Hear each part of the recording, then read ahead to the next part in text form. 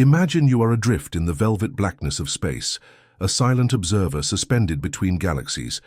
Below you, a young planet shimmers, a turbulent sphere of cooling rock and swirling, primal oceans. There's an electric charge in the air, a feeling of imminence, as if the very elements are holding their breath, waiting for a cue. It is from this ancient, sterile landscape, under a haze-filtered sun, that the most profound question begins to whisper. What, exactly, is this delicate, tenacious phenomenon we call life? How did it first ignite from the raw, unthinking materials of the cosmos? So before you get comfortable, take a moment to like the video and subscribe, but only if you genuinely enjoy what I do here. Now dim the lights, maybe turn on a fan for that soft background hum, and let's ease into tonight's journey together. We begin our exploration by gently probing that initial, almost sacred boundary. What truly distinguishes living from non-living matter? It seems like a simple question at first, doesn't it? You look at a rock, then at a flower, and the difference feels intuitively obvious. The rock is inert, unchanging except by external forces. The flower, however, unfurls, seeks light, draws sustenance, reproduces, and eventually wilts, returning its components to the earth.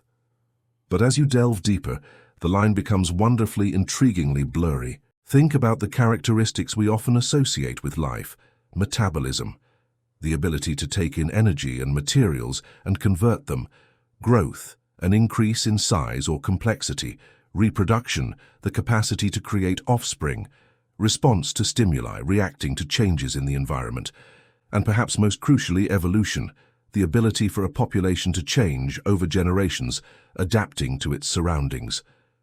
These are all excellent markers, yet exceptions and borderline cases abound, making a single crisp definition surprisingly elusive. A crystal, for instance, can grow, arranging atoms into an ordered lattice, but we wouldn't call it alive. A fire can consume fuel, metabolize, grow, and even reproduce by spreading sparks, but it lacks the intricate internal machinery and hereditary information of life. So how did the first self-replicating systems, the true pioneers of biology, arise from simple chemistry on that nascent Earth? This is the central question of abiogenesis, the origin of life from non-living substances. Was there a single dramatic moment of creation, a literal spark that jumped the gap between complex chemistry and rudimentary biology? Or was it a far more gradual, hesitant transition, a slow dance of molecules over perhaps millions of years, where systems became progressively more lifelike, inching towards that threshold? Imagine a vast planetary laboratory where countless molecular experiments are running simultaneously, with failures far outnumbering successes. Perhaps one combination in a specific puddle, under specific energetic conditions, achieved a simple loop of self-maintenance and replication. Scientists still grapple with understanding what the absolute minimum requirements for something to be considered alive might be. Perhaps it's a simple membrane to separate an internal environment from the outside world, a kind of primitive cell. Within that, a molecule capable of carrying information and, crucially, of being copied, however imperfectly, and some basic mechanism to harness energy, to drive these processes. These first entities wouldn't have been sophisticated. They would have been incredibly fragile, teetering on the edge of existence, a far cry from the robust life we see today. Think of it like the earliest, most rudimentary sketch of a masterpiece. The potential is there, but the full complexity is yet to unfold. This leads us to a fascinating thought. Could our very definition of life, based on the only example we know, Earth life, be too narrow, too specific? We are carbon-based, require liquid water, and use DNA to store our genetic heritage. But what if, on a world with different conditions, life arose from different building blocks, using a different solvent, or encoding its information in an entirely different way? If we encountered such an entity, would we even recognize it as life? Our search for extraterrestrial life is profoundly shaped by how we answer this question. If we only look for reflections of ourselves, we might miss something truly alien, something wonderfully, fundamentally different. This is why understanding life's origin on Earth is so crucial for our search for life elsewhere. If we can unravel the specific pathways, the chemical steps, the environmental conditions that allowed life to emerge here, we gain invaluable clues about where and how to look for it beyond our world. It helps us identify which types of planets, orbiting which types of stars, might be the most promising candidates. It informs the kinds of biosignatures, chemical traces of life, that our telescopes and probes should be designed to detect. Is life a rare, almost miraculous fluke, a chemical accident that happened perhaps only once in this vast galaxy? Or is it a cosmic imperative, a natural outcome when the ingredients and conditions are just right, much like stars forming from interstellar gas clouds? The implications of either answer are staggering. Consider, as an analogy, the difference between a beautifully complex clockwork mechanism and a simple seed. The clock, with its intricate gears and springs, can be a marvel of non-living organization. It performs a function, it has structure, it might even seem to have a purpose. But it cannot adapt, it cannot truly reproduce itself with variation, it doesn't metabolize in the biological sense, and it certainly doesn't evolve.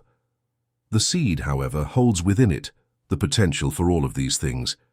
It's a self-contained system designed for growth, replication, and adaptation, drawing on the environment to build itself. The jump from the complexity of the clockwork to the inherent potential of the seed is a profound one, similar in nature to the leap from complex, non-living chemistry to the first, simple life. Scientists still debate whether the transition from non-life to life was a sharp threshold or a fuzzy, protracted dawn, with many intermediate stages that were neither truly inanimate nor fully alive.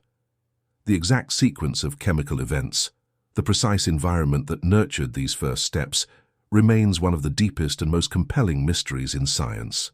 If even a single simple cell contains such an astonishing depth of organized complexity, a universe of molecular machinery operating in concert, what does that tell us about the potential richness of a cosmos teeming with worlds? If the spark of life is not an impossibly rare event, but a common flowering of planetary evolution, just imagine the diverse symphonies of existence that might be playing out, unheard by us, across the vast stellar seas. Now let your mind drift back to that primordial Earth, billions of years ago. It's a dramatically different world than the one we inhabit today.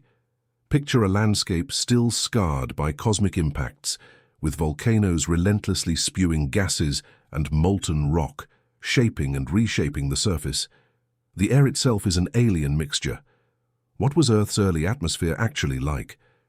Was it a thick, toxic brew, perhaps rich in methane, ammonia, carbon dioxide, and water vapor, with little to no free oxygen?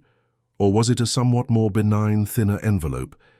This question is vital because the atmosphere dictates the surface temperature, the amount of solar radiation reaching the ground, and the types of chemical reactions that could readily occur. And what energy sources were available to catalyze these early chemical reactions, to provide the get up and go for molecules to combine in new and interesting ways. Imagine the sky frequently rent by primordial lightning, massive bolts discharging colossal amounts of energy into the gases and surface waters. The young sun, though perhaps fainter overall than today, would have bathed the planet in intense ultraviolet radiation, unshielded by an ozone layer that had yet to form. Heat from volcanic activity, both on land and in the oceans through hydrothermal vents, would have provided localized hotspots of chemical activity.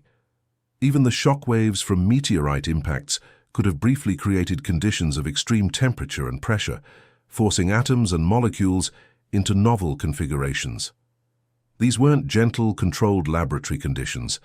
This was raw, planetary-scale energy at play.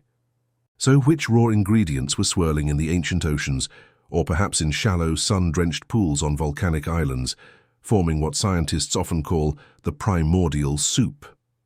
The idea of a primordial soup, first proposed in the 1920s by Alexander Oparin and J.B.S. Haldane, suggests that Earth's early oceans became enriched with simple organic molecules formed from inorganic precursors by the energy sources we just discussed. These would be the fundamental building blocks. Think of them as the cosmic equivalent of flour, water, and yeast, waiting for the right conditions to become bread. These molecules might have included amino acids, the components of proteins, nucleotides, the the components of RNA and DNA, and simple sugars. The exact composition of this soup is a subject of intense research and debate, as it depends heavily on the assumed composition of the early atmosphere and the nature of the dominant energy sources. Could life have started in these shallow, sun-drenched pools, where evaporation could concentrate chemicals and UV radiation could drive reactions? Or did it find its first foothold in the dark, crushing depths of the ocean, near those hydrothermal vents we touched upon, protected from the harsh surface conditions? Each potential nursery offers different advantages and challenges. Shallow pools provide direct solar energy and cycles of wetting and drying that could promote the linking of molecules, but they are also exposed to destructive UV radiation and the risk of complete desiccation. Deep-sea vents, on the other hand, offer a steady supply of chemical energy from Earth's interior and protection from surface hazards. But the mechanisms for concentrating chemicals and forming complex polymers in such an environment are less clear. The crucial step, regardless of the specific location, was how these simple organic molecules first linked up to form more complex polymers, long chains like proteins from amino acids or nucleic acids like RNA from nucleotides. This process of polymerization is essential for life as we know it, as these larger molecules are capable of performing the complex functions necessary for life, such as catalysis, speeding up reactions, and information storage. Imagine trying to build a complex structure with individual bricks versus using pre-assembled modules. The polymers are those modules. Perhaps mineral surfaces like clays acted as catalysts and scaffolds, helping to concentrate the simple monomers and encouraging them to join together.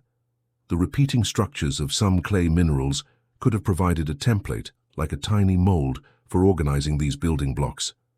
Was this genesis of complex molecules and eventually the first life a rapid event, a sudden blossoming in a geologically short timescale? Or was it an incredibly slow, hesitant process, spanning millions, perhaps even hundreds of millions of years, with countless false starts and dead ends? The geological record from this early period is sparse and heavily altered, making definitive timelines difficult to establish. However, evidence suggests that life appeared relatively early in Earth's history, perhaps within the first billion years after the planet's formation.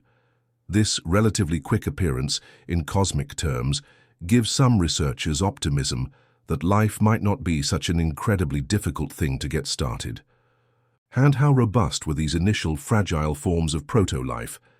They wouldn't have had the sophisticated repair mechanisms or protective shells of modern microbes.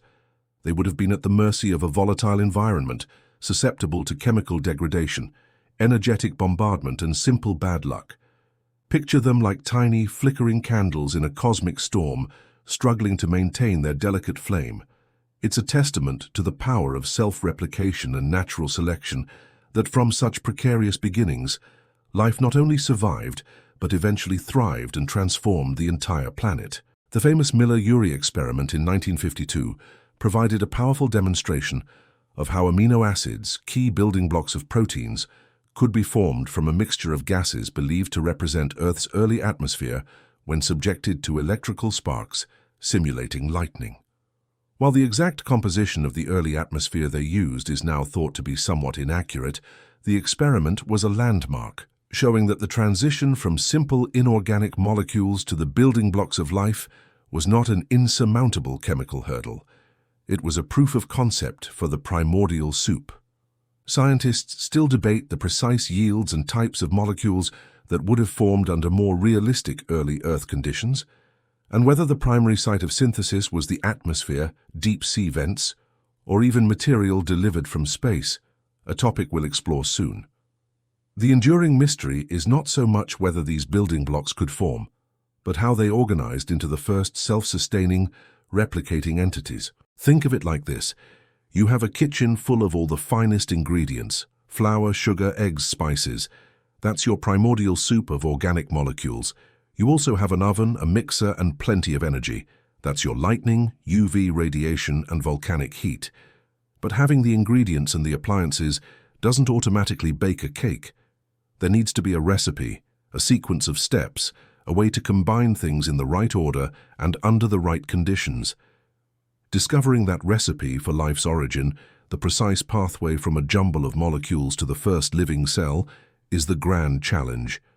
Was it one specific recipe, or could many different pathways have led to a similar outcome? The Earth's early brew was undoubtedly a complex and dynamic system, a planetary-scale experiment in chemical evolution, the results of which still echo in every living thing today. Now imagine you are peering into the very dawn of life, even before the familiar double helix of DNA became the master architect of biology. Could there have been a simpler, more rudimentary system managing the essential tasks of early life?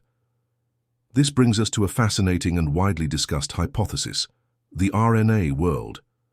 Could RNA, ribonucleic acid, have once ruled the biological world, performing roles now expertly split between DNA, the information archive, and proteins, the versatile workhorses? How would such an RNA world have functioned?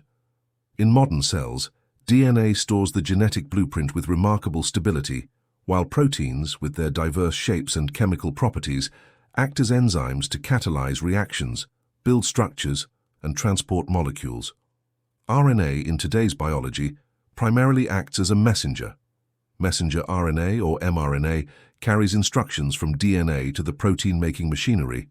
A component of that machinery itself, ribosomal RNA, or rRNA, is a key part of ribosomes, and as a carrier of amino acids, transfer RNA or tRNA. But the RNA world hypothesis proposes that early RNA molecules were far more versatile. It suggests that RNA on its own could have both stored genetic information, like DNA, and catalyzed chemical reactions, like protein enzymes. Such catalytic RNA molecules are known as ribozymes, and their discovery in the 1980s by Sidney Altman and Thomas Seck, for which they won the Nobel Prize, was a pivotal moment, lending strong support to the RNA world idea. If RNA could act as an enzyme, then perhaps it didn't need proteins in the very earliest stages of life. What lingering clues in modern cells support this ancient RNA dominion? The existence of ribozymes is, of course, primary evidence. The fact that ribosomes, the cellular factories that synthesize proteins, are themselves built around a core of ribosomal RNA, with the catalytic activity for forming peptide bonds residing in the RNA component, is a powerful hint. It's as if the most ancient part of the protein-making machinery is itself an RNA enzyme. Furthermore, many essential cofactors in metabolic pathways, small molecules that help enzymes do their job, are RNA derivatives or contain RNA-like structures. Think of ATP, adenosine triphosphate, the universal energy currency of the cell. It's a ribonucleotide. This suggests that RNA was deeply embedded in the earliest forms of metabolism.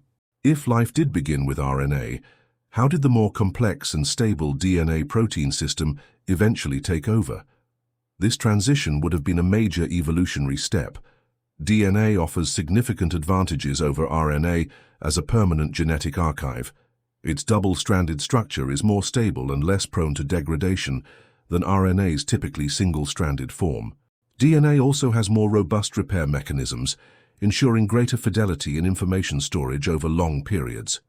Proteins, with their much wider range of chemical properties, thanks to the 20 different amino acid building blocks compared to RNA's 4 nucleotide bases, can perform a far greater variety of catalytic and structural roles with higher efficiency than most ribozymes. So the evolutionary pressure would have been towards systems that were better at storing information and better at carrying out cellular tasks. Perhaps early RNA-based life forms gradually incorporated protein enzymes, which proved to be more efficient catalysts. Imagine an RNA molecule that could catalyze the formation of simple peptides. If those peptides then helped the RNA replicate or survive, that system would have an advantage. Similarly, the development of a mechanism to reverse transcribe RNA into DNA, a process still carried out by some viruses using an enzyme called reverse transcriptase, would have allowed the more stable DNA to take over the role of primary genetic storage. The RNA world wouldn't have vanished overnight. Rather, it would have slowly ceded its functions, with RNA retaining its crucial intermediary roles that we see today. What advantages, specifically, did this new DNA protein system offer that RNA alone couldn't provide as effectively? Beyond stability and catalytic diversity, DNA allows for the storage of much larger genomes.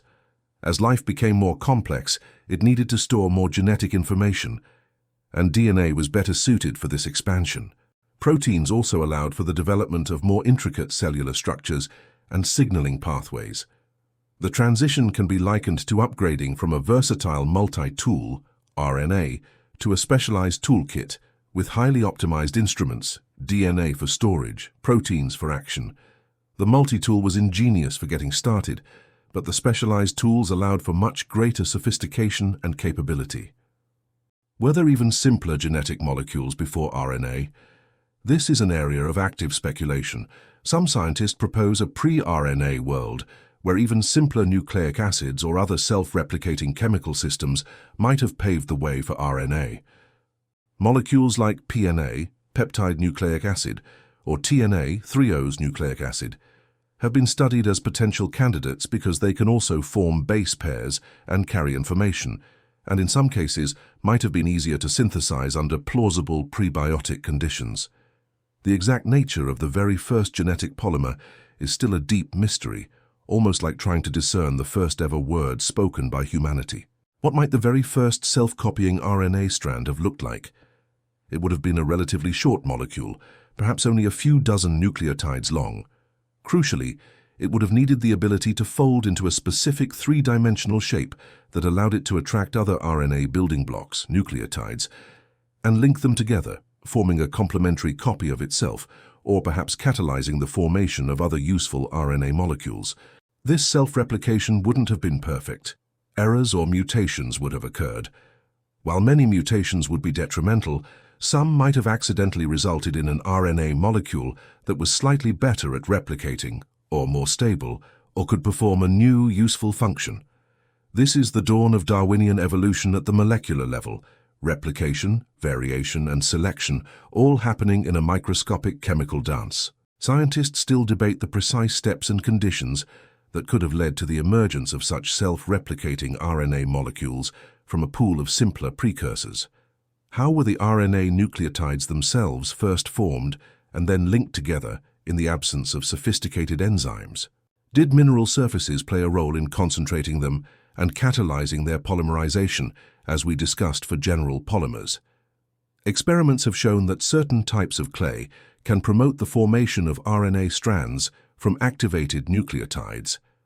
Another challenge is the handedness or chirality of molecules. Biological sugars in RNA are all of one specific mirror image form, D-ribose. How this homochirality arose is a puzzle. The RNA world hypothesis, while not proven in every detail, provides a compelling and logical bridge from simple prebiotic chemistry to the DNA and protein-based life we know. It envisions a period when life was a simpler, more versatile chemical system, a time when a single type of molecule held the keys to both heredity and catalysis. It's a vision of ancient molecular ingenuity, where RNA molecules were the jacks of all trades, pioneering the fundamental processes of life before passing the torch to more specialized successors.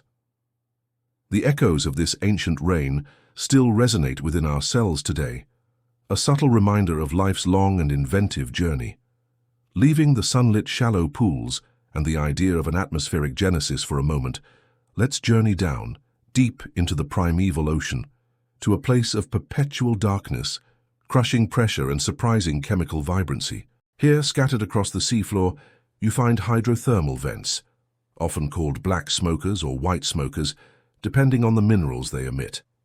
What exactly are these hydrothermal vents, and what unique chemical oases do they create on the otherwise cold and seemingly barren seabed?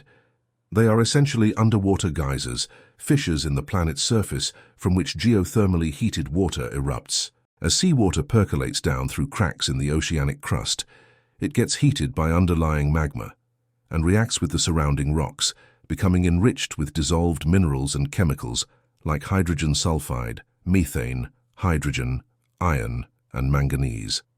This superheated, mineral-laden water then spews back into the cold ocean, creating chimney-like structures as the dissolved minerals precipitate out upon contact with the frigid deep-sea water. Could these deep-sea vents have provided the perfect protected nursery for life's emergence, shielded from the harsh ultraviolet radiation and frequent meteorite impacts that battered the early Earth's surface? This is a compelling alternative, or perhaps a complementary location, to the surface-based origin theories. The deep ocean offers a more stable environment, less subject to the dramatic fluctuations of the early surface. The vents themselves provide a continuous source of chemical energy and a rich supply of the raw materials thought to be necessary for abiogenesis. How do modern vent ecosystems thrive entirely on chemical energy, offering a potential model for how early life might have survived and flourished without sunlight? Around today's hydrothermal vents, you find astonishingly dense communities of organisms, giant tube worms, clams, mussels, crabs, and a plethora of microbes, all existing in the complete absence of sunlight. Their food web is not based on photosynthesis, but on chemosynthesis. Specialized bacteria and archaea form the base of this food web by harnessing the chemical energy stored in compounds like hydrogen sulfide or methane erupting from the vents. They convert these inorganic chemicals into organic matter, much like plants use sunlight. This discovery in the late 1970s revolutionized our understanding of where life could exist and how it could be powered, opening up the possibility that life on Earth might have originated in just such an environment. If life can thrive there today, relying on geothermal chemistry rather than solar energy, perhaps it first arose there too. What vital minerals and organic compounds, spewed from Earth's interior, concentrate around these vents that could have served as precursors to life or as catalysts for its formation? The mineral structures themselves are fascinating. The chimneys are often rich in iron sulfides, clays, and other minerals that can have catalytic properties.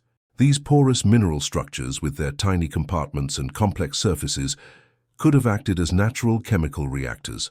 They could have helped to concentrate organic molecules, protect them from dispersal into the vast ocean, and provide surfaces for reactions to occur. Think of them as naturally forming, microscopic test tubes or flow-through reactors. The chemical gradients are also important. The stark differences in temperature and chemical composition between the hot vent fluid and the cold seawater create conditions that can drive chemical reactions that might not otherwise occur.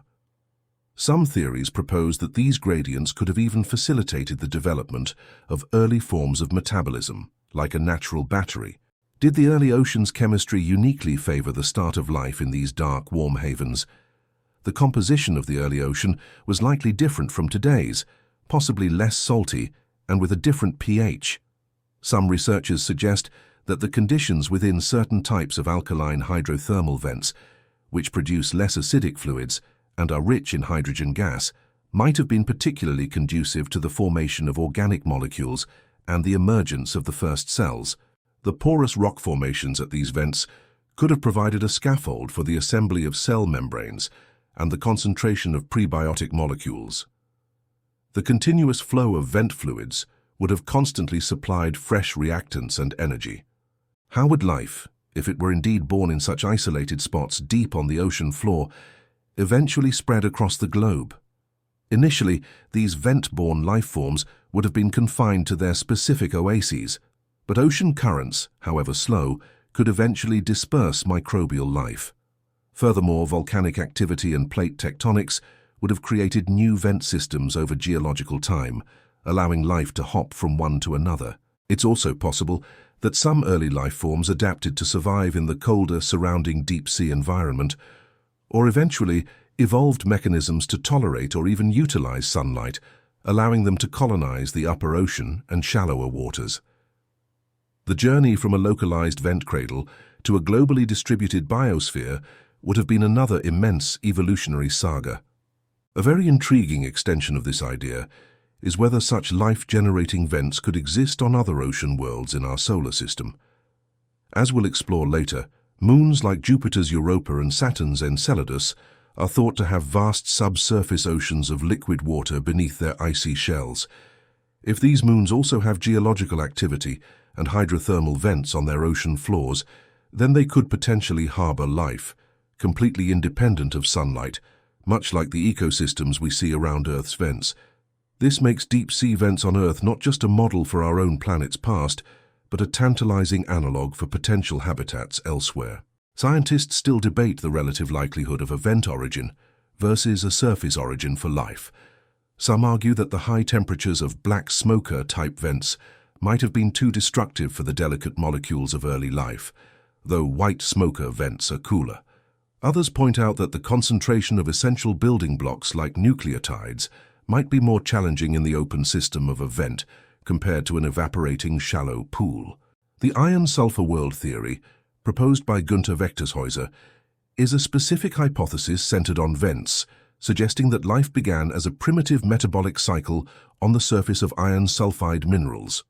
These minerals would have provided both the catalytic surface and the energy from the formation of pyrite, fool's gold, to drive the fixation of carbon into organic molecules. Imagine the vent environment as a kind of natural self-assembling chemical engine. The Earth's internal heat provides the power, the percolating seawater brings in raw materials, and the mineral structures of the vent chimneys act as the reaction chambers and catalytic surfaces. Within this dynamic system, a cascade of chemical reactions could have gradually led to increasing complexity, from simple inorganic molecules to organic monomers, then to polymers, and eventually to self-replicating entities encapsulated within primitive membranes. It's a compelling vision of life emerging not from a gentle sun-warmed pond, but from the dynamic, energy-rich interface between the planet's interior and its vast, dark ocean. The exploration of these extreme environments on our own planet continues to yield surprises and provide crucial insights into the fundamental requirements for life, wherever it might arise. Having explored potential cradles for life on Earth itself, let's now lift our gaze outwards to the cosmic rain that constantly falls upon our planet. Did meteorites, comets, and clouds of interplanetary dust particles shower early Earth with the essential building blocks of life, or perhaps even life itself? This idea that some of the key ingredients for life, or even primitive organisms, came from space is known as panspermia in its broadest sense, or more specifically as exogenous delivery when referring to molecular components. Is there tangible evidence of complex organic molecules within these celestial visitors? Absolutely. Scientists have analyzed meteorites, particularly a class called carbonaceous chondrites, and found them to be surprisingly rich in organic compounds. These aren't signs of life existing within the meteorites themselves while they were in space, but rather complex molecules formed through non-biological chemical processes in the early solar system, on asteroid parent bodies, or in interstellar molecular clouds. Among the molecules discovered are amino acids, the building blocks of proteins. What's fascinating is that meteorites often contain a wider variety of amino acids than are typically found in Earth life, including some that are not used by terrestrial biology. They've also found nucleobases, the crucial components of DNA and RNA, like adenine, guanine, cytosine, and thymine, uracil, as well as sugars and fatty acids, which can form membranes. The Murchison meteorite, which fell in Australia in 1969, has been a particularly rich source of such extraterrestrial organic molecules, providing strong evidence that these compounds can indeed form in space and survive delivery to Earth. So what is panspermia? The more radical idea that actual life, perhaps as hardy microbes, could travel between planets or even between star systems.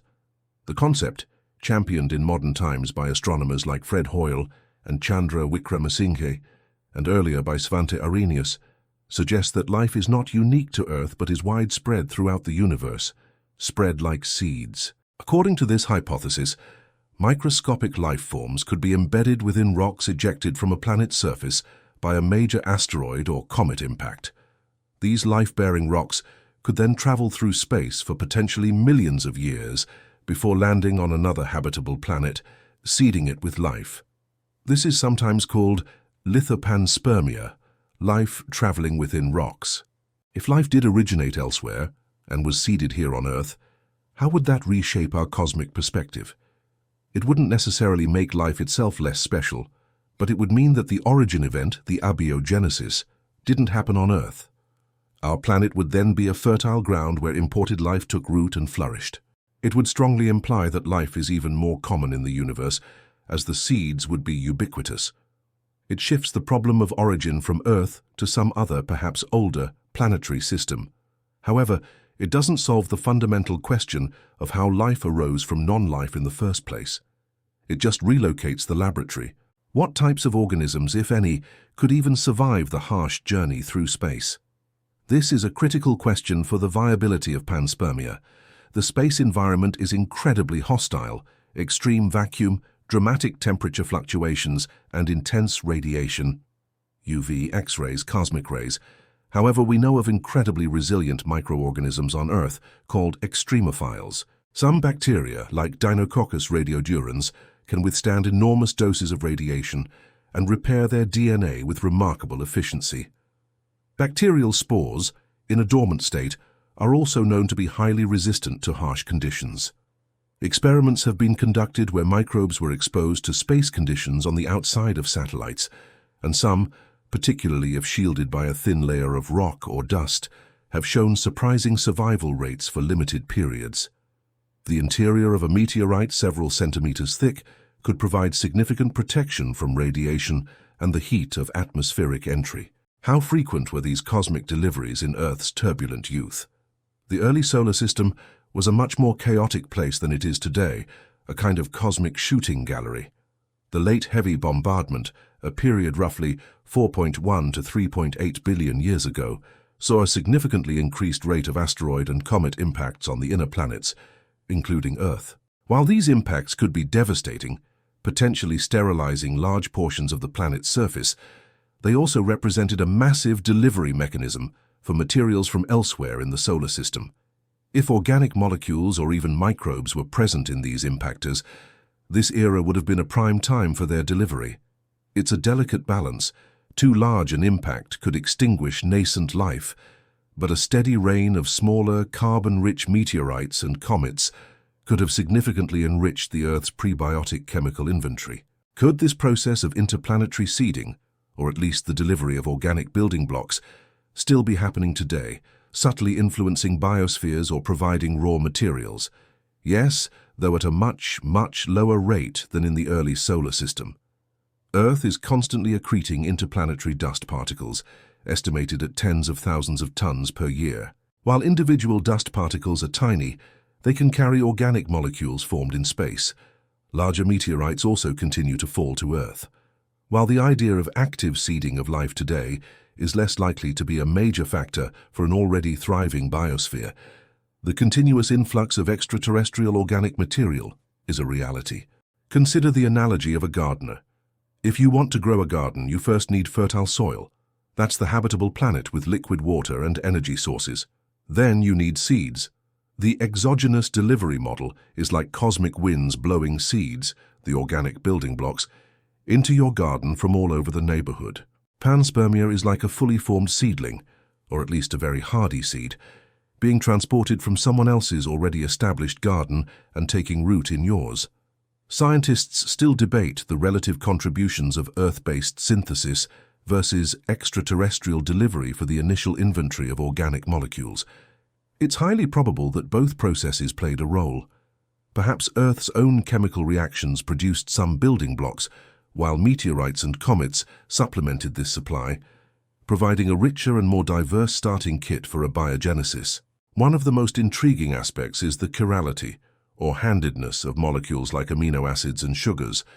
Life on Earth exclusively uses L-amino acids, left-handed, and D-sugars, right-handed.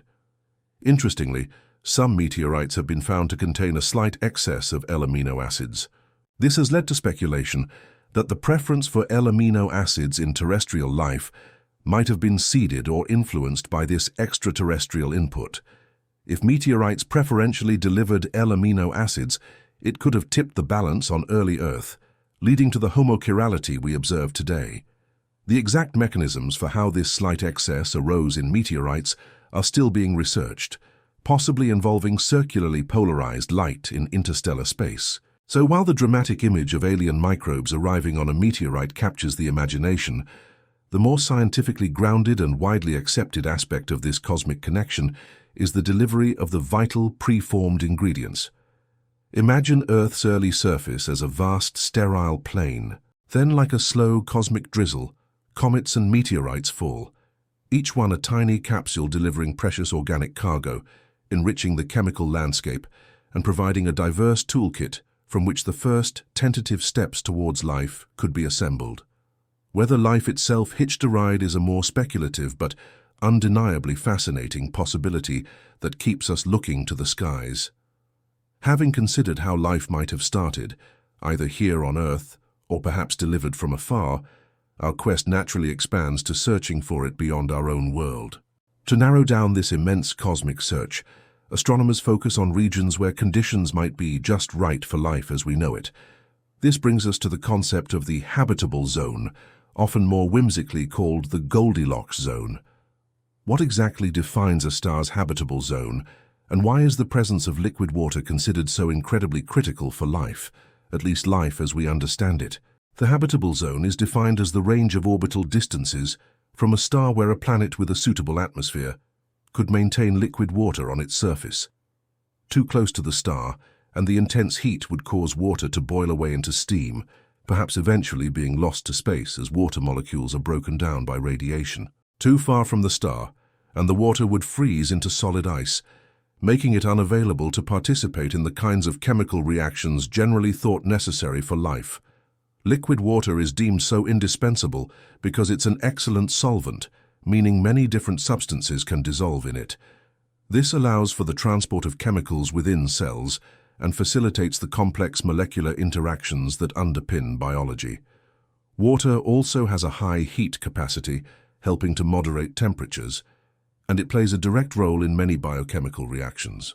While we can speculate about life in other solvents, water's unique properties make it the prime candidate, and thus the presence of liquid water is our primary guide in the search for habitable exoplanets. How do astronomers actually calculate this just right region for stars of different sizes and temperatures? It's not a one-size-fits-all zone. The location and width of a star's habitable zone depend critically on the star's luminosity, how much energy it radiates.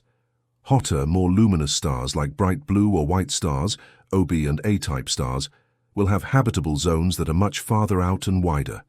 Cooler, dimmer stars like red dwarfs, M-type stars, which are the most common type of star in our galaxy, will have habitable zones that are very close in and much narrower.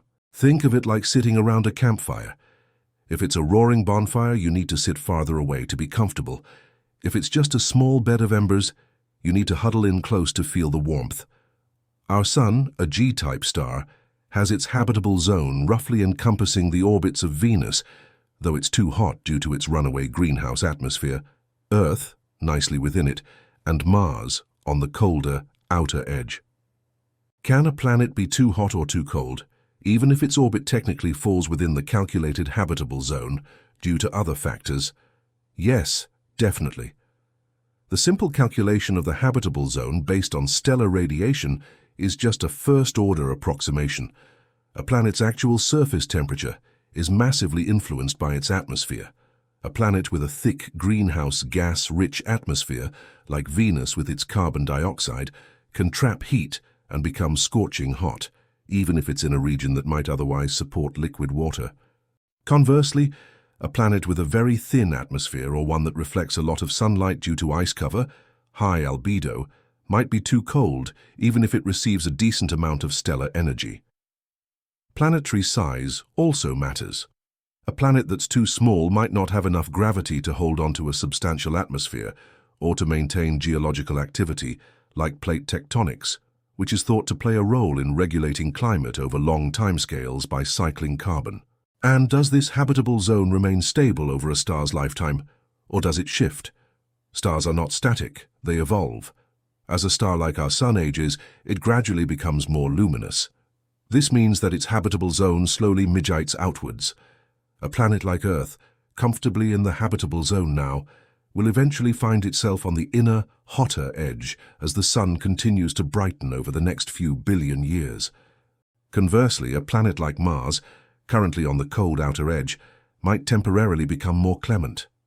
For red dwarf stars, which have incredibly long lifespans, trillions of years, their habitable zones are relatively stable for vast stretches of time, which could be beneficial for the long-term evolution of life. However, planets orbiting very close to red dwarfs face other challenges, such as the risk of being tidally locked, one side always facing the star, leading to extreme temperature differences, and exposure to powerful stellar flares. Beyond the presence of liquid water, what other planetary conditions, like possessing a magnetic field or active plate tectonics, are considered by many scientists to be vital for long-term habitability? A global magnetic field, generated by a molten convecting core, like Earth's, acts as a shield, deflecting harmful charged particles from the solar wind and cosmic rays. Without this protection, a planet's atmosphere could be gradually stripped away, and surface life would be exposed to higher levels of radiation. Plate tectonics, the movement of large sections of a planet's crust, is believed to be important for the carbon-silicate cycle. This cycle acts like a global thermostat, regulating the amount of carbon dioxide in the atmosphere over geological timescales, which in turn helps to stabilize the climate. While it's debated whether these features are absolute prerequisites for any life, they are certainly considered important factors for maintaining a stable, Earth-like, habitable environment over billions of years. Could life, perhaps of a very different kind, exist in environments outside this traditional, surface liquid water-defined habitable zone?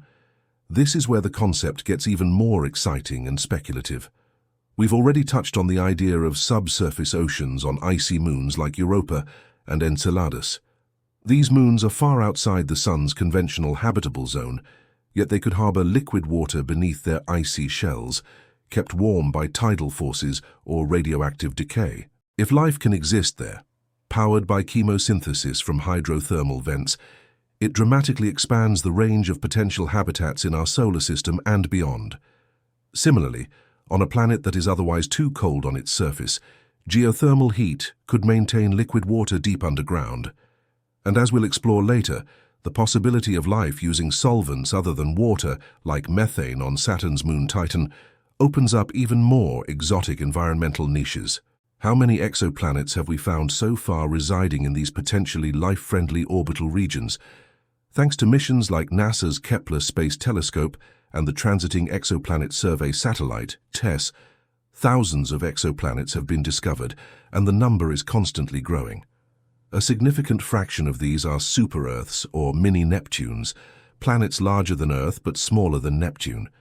Dozens of these have been identified as potentially rocky planets, orbiting within their star's habitable zone. Of course, being in the zone doesn't guarantee habitability.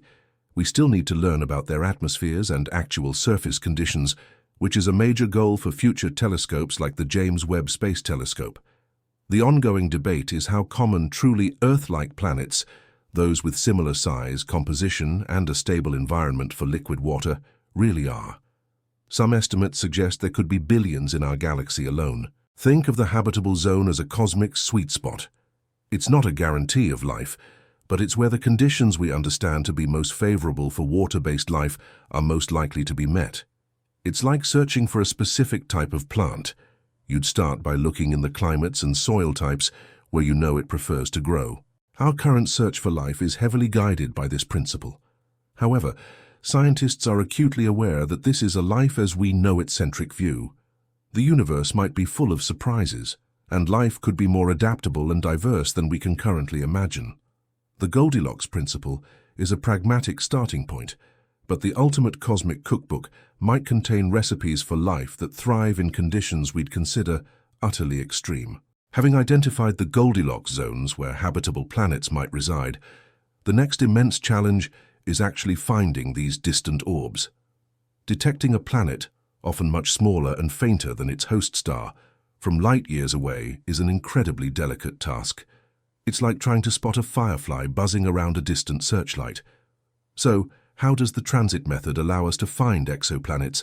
By watching for these tiny, almost imperceptible dips in their host star's light. Imagine you are observing a distant star, continuously measuring its brightness with a sensitive telescope.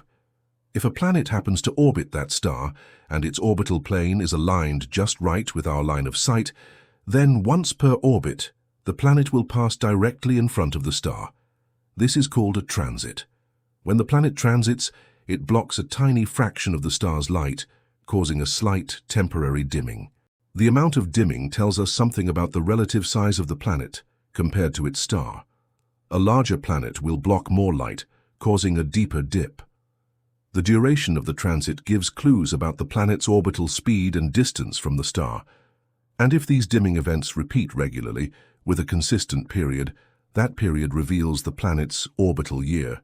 The Kepler Space Telescope famously used this method to discover thousands of exoplanets by staring at a patch of sky containing over 150,000 stars for several years, patiently waiting for these telltale blinks. It's a numbers game, requiring precise measurements and sophisticated algorithms to filter out stellar activity, like star spots, that can also cause brightness variations. What then is the radial velocity or wobble method, and how does it reveal the gravitational tug of an orbiting planet, even if we can't see the planet itself or its transit? As a planet orbits its star, its gravity doesn't just pull on the planet also pulls on the star. Both bodies actually orbit a common center of mass. Because the star is much more massive, this common center of mass is usually very close to the star's center, but not exactly at it. This means the star itself makes a small orbit, or wobbles, in response to its unseen planetary companion. We can detect this stellar wobble by observing the star's light using spectroscopy. As the star moves slightly towards us in its little orbit, its light waves get compressed, shifting towards the blue end of the spectrum, a blue shift. As it moves slightly away from us, its light waves get stretched, shifting towards the red end of the spectrum, a red shift. This is the Doppler effect, the same phenomenon that makes an ambulance siren sound higher-pitched as it approaches and lower-pitched as it recedes. By measuring these tiny periodic shifts in the star's spectral lines over time, astronomers can infer the presence of an orbiting planet, estimate its minimum mass, and determine its orbital period. The larger the planet, and the closer it is to its star, the bigger the wobble and the easier it is to detect. This method was responsible for the first confirmed discoveries of exoplanets around Sun-like stars in the 1990s. Is it possible to directly image exoplanets, to actually take pictures of these faraway worlds? And what immense challenges does this present? Yes, it is possible, but it's extraordinarily difficult. The main challenge is the overwhelming glare of the host star, which can be billions of times brighter than the faint light reflected by its orbiting planet. It's like trying to see a tiny speck of dust right next to a blindingly bright car headlight from miles away. To achieve direct imaging, astronomers use advanced techniques such as adaptive optics to correct for the blurring effects of Earth's atmosphere, and coronagraphs to block out the starlight, much like using your hand to shield your eyes from the sun to see something nearby. Even then, direct imaging is currently most successful for large, Jupiter-sized planets that are relatively far from their stars and are young and still glowing with the heat of their formation, making them brighter in infrared light. Capturing a direct image of a small rocky Earth-like planet in the habitable zone of a Sun-like star is still beyond our current capabilities, but is a major goal for future, even larger space telescopes. What can we learn about an exoplanet's atmosphere by analyzing the starlight that filters through it during a transit? This technique, called transit spectroscopy or transmission spectroscopy, is one of the most powerful tools we have for characterizing exoplanets. When a planet transits its star, some of the starlight passes through the very upper layers of the planet's atmosphere, if it has one, on its way to our telescopes. Different molecules in the atmosphere absorb starlight at specific wavelengths. By comparing the spectrum of the star when the planet is in transit to the spectrum when it's not, astronomers can identify these absorption signatures and deduce the presence of certain gases like water vapor, methane, carbon dioxide, or even oxygen and ozone. This gives us our first tentative glimpses into the chemical composition of alien skies and is a key method for searching for biosignatures, signs of life. How do these various observations help us estimate a planet's size, mass, and even its potential composition? The transit method, by measuring how much starlight is blocked, gives us the planet's radius, its size. The radial velocity method, by measuring the star's wobble, gives us the planet's minimum mass. If you can get both a transit measurement and a radial velocity measurement for the same planet, you can then calculate its density, mass divided by volume. A planet's density is a crucial clue to its bulk composition. For example, a low-density planet is likely to be a gas giant like Jupiter or Neptune, composed mostly of hydrogen and helium, or perhaps a puffy planet with a very extended atmosphere. A high-density planet is more likely to be rocky, like Earth or Mars, composed of silicates and metals. This allows astronomers to start distinguishing between potentially habitable terrestrial worlds and uninhabitable gas giants. What are the current technological frontiers pushing exoplanet detection and characterization further? We are in a golden age of exoplanet science. The James Webb Space Telescope, JWST, is already revolutionizing the field with its unprecedented sensitivity, particularly in infrared light, allowing it to perform much more detailed transit spectroscopy than ever before, probing the atmospheres of smaller planets and searching for a wider range of molecules. Future ground-based telescopes, like the Extremely Large Telescope, ELT, the 30-meter telescope, TMT, and the Giant Magellan Telescope, GMT, will have enormous mirror sizes and sophisticated adaptive optics, potentially enabling direct imaging of Earth-like planets around nearby stars and more detailed atmospheric studies. There are also concepts for future space missions, specifically designed for high-contrast direct imaging, employing advanced coronagraphs or even star shades, large, precisely shaped spacecraft that fly far in front of the telescope to block starlight. The sheer diversity of exoplanets discovered so far has already challenged and refined our theories of planet formation. We've found hot Jupiters, gas giants orbiting incredibly close to their stars, super-Earths, rocky planets larger than Earth, mini-Neptunes, smaller versions of Neptune, planets orbiting binary stars, and even rogue planets wandering through space without a host star. This incredible variety suggests that the processes that build planets are complex and can lead to a wide range of outcomes, many of which are not represented in our own solar system. Each new detection method and each new observational capability, like using gravitational microlensing to find planets farther out from their stars or even rogue planets, adds another piece to this vast cosmic puzzle. Remember how earlier we talked about the primordial soup on Earth? Now imagine countless planetary soups across the galaxy, each with its own unique recipe of stellar radiation, planetary size, and atmospheric ingredients, all waiting to be discovered and analyzed. Now let's bring our cosmic gaze a little closer to home, to our rusty red neighbor, Mars. For centuries, this enigmatic planet has captured human imagination as a potential abode for life. What compelling geological features on Mars, like those intricate networks of dried-up riverbeds, ancient deltas and hydrated minerals, whisper to us of a dramatically wetter, perhaps even bluer past. Orbiters like the Mars Reconnaissance Orbiter and rovers like Curiosity and Perseverance have sent back stunning images and data revealing landscapes that look remarkably Earth-like in their fluvial erosion. We see valleys that meander like terrestrial rivers, alluvial fans where sediments were deposited by flowing water, and even evidence of ancient shorelines suggesting large lakes or even oceans. Specific minerals such as clays and sulfates have been detected, which typically form in the presence of water. These features are not subtle.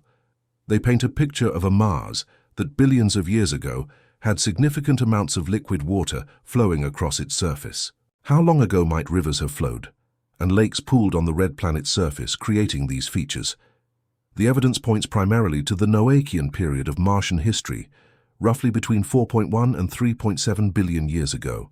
This was a time when Mars is thought to have had a thicker atmosphere and a warmer climate, conditions that could have supported liquid water. Some evidence suggests that intermittent water activity might have persisted into the later Hesperian period, but by the current Amazonian period, which began around 3 billion years ago, Mars had largely transformed into the cold, dry desert we see today. So, for a significant stretch of its early history, perhaps overlapping with the period when life was emerging on Earth, Mars may have also possessed the key ingredient for life, liquid water. This naturally leads to a tantalizing question. Could primitive microbial life have emerged on Mars during this more hospitable Noachian era? If the conditions were right, liquid water, available energy sources like sunlight or geothermal heat, and the necessary chemical building blocks, which could have been delivered by meteorites just as on Earth or formed through Martian geological processes, then it's certainly plausible. If life can arise given the right ingredients and environment, then early Mars might have been another cradle of life in our solar system. Perhaps it was simple, single-celled organisms, similar to Earth's earliest bacteria or archaea. If Martian life did arise, could it still cling to existence today, perhaps deep underground, shielded from the harsh surface conditions? The surface of Mars today is incredibly inhospitable. The atmosphere is very thin, less than 1% of Earth's, offering little protection from solar and cosmic radiation. Temperatures are frigid, typically averaging around -80 degrees Fahrenheit, -60 Celsius, though they can vary. Liquid water cannot persist for long on the surface. It would either freeze or boil away due to the low atmospheric pressure. However, conditions beneath the surface could be more clement. There is strong evidence for abundant water ice at the poles and even at mid-latitudes, just beneath the soil. It's conceivable that liquid water could exist in subsurface aquifers, kept liquid by geothermal heat, or the presence of salts that lower the freezing point of water, forming brines. If life arose on Mars when the surface was wet, it might have retreated underground as the planet dried out and lost its atmosphere, adapting to these subterranean niches. We find life in extreme environments on Earth, such as deep within rocks or in subglacial lakes in Antarctica, so the idea of Martian life persisting in similar hidden refuges is not out of the question. What specific biosignatures, telltale signs of past or present life, are our robotic explorers, the rovers and orbiters, diligently searching for in Martian rocks and soil? They are looking for several kinds of evidence. One is organic molecules, particularly complex ones that are unlikely to form through purely non-biological processes. While simple organic molecules have been found by rovers like Curiosity, their origin, biological or non-biological, is still debated. They also search for specific isotopic ratios. Life preferentially uses certain isotopes of elements like carbon, so an unusual ratio could be a sign of biological activity. Another key target is microfossils, the preserved remnants of ancient microbial cells, or stromatolites, which are layered rock structures formed by microbial communities. Though proving a Martian rock structure is a true stromatolite would be very challenging. They also look for minerals that are known to be associated with biological activity on Earth, or evidence of past environments, like ancient hot springs, that would have been particularly favorable for life. Perseverance, for instance, is currently exploring Jezero Crater, the site of an ancient lake and river delta, collecting rock and soil samples that are planned to be returned to Earth by a future mission for detailed analysis in sophisticated laboratories. What have Martian meteorites, rocks blasted off Mars by impacts and eventually landing on Earth, revealed about the planet's history and its potential for life? We have found over 200 meteorites that have been identified as Martian in origin. These provide invaluable samples of Mars that we can study directly.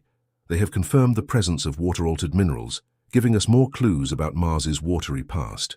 Perhaps the most famous and controversial Martian meteorite is LHH 4001, found in Antarctica.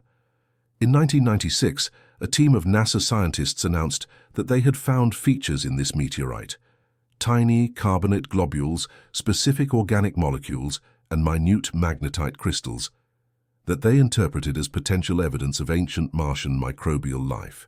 This claim sparked intense debate and further research. While most scientists now believe that the features in ALH 84001 can be explained by non-biological processes, the meteorite undeniably energized the field of astrobiology and highlighted the potential for finding such clues. So why did Mars transform from a potentially habitable world with flowing rivers and lakes into the cold, arid desert we see today? This is a major question in planetary science.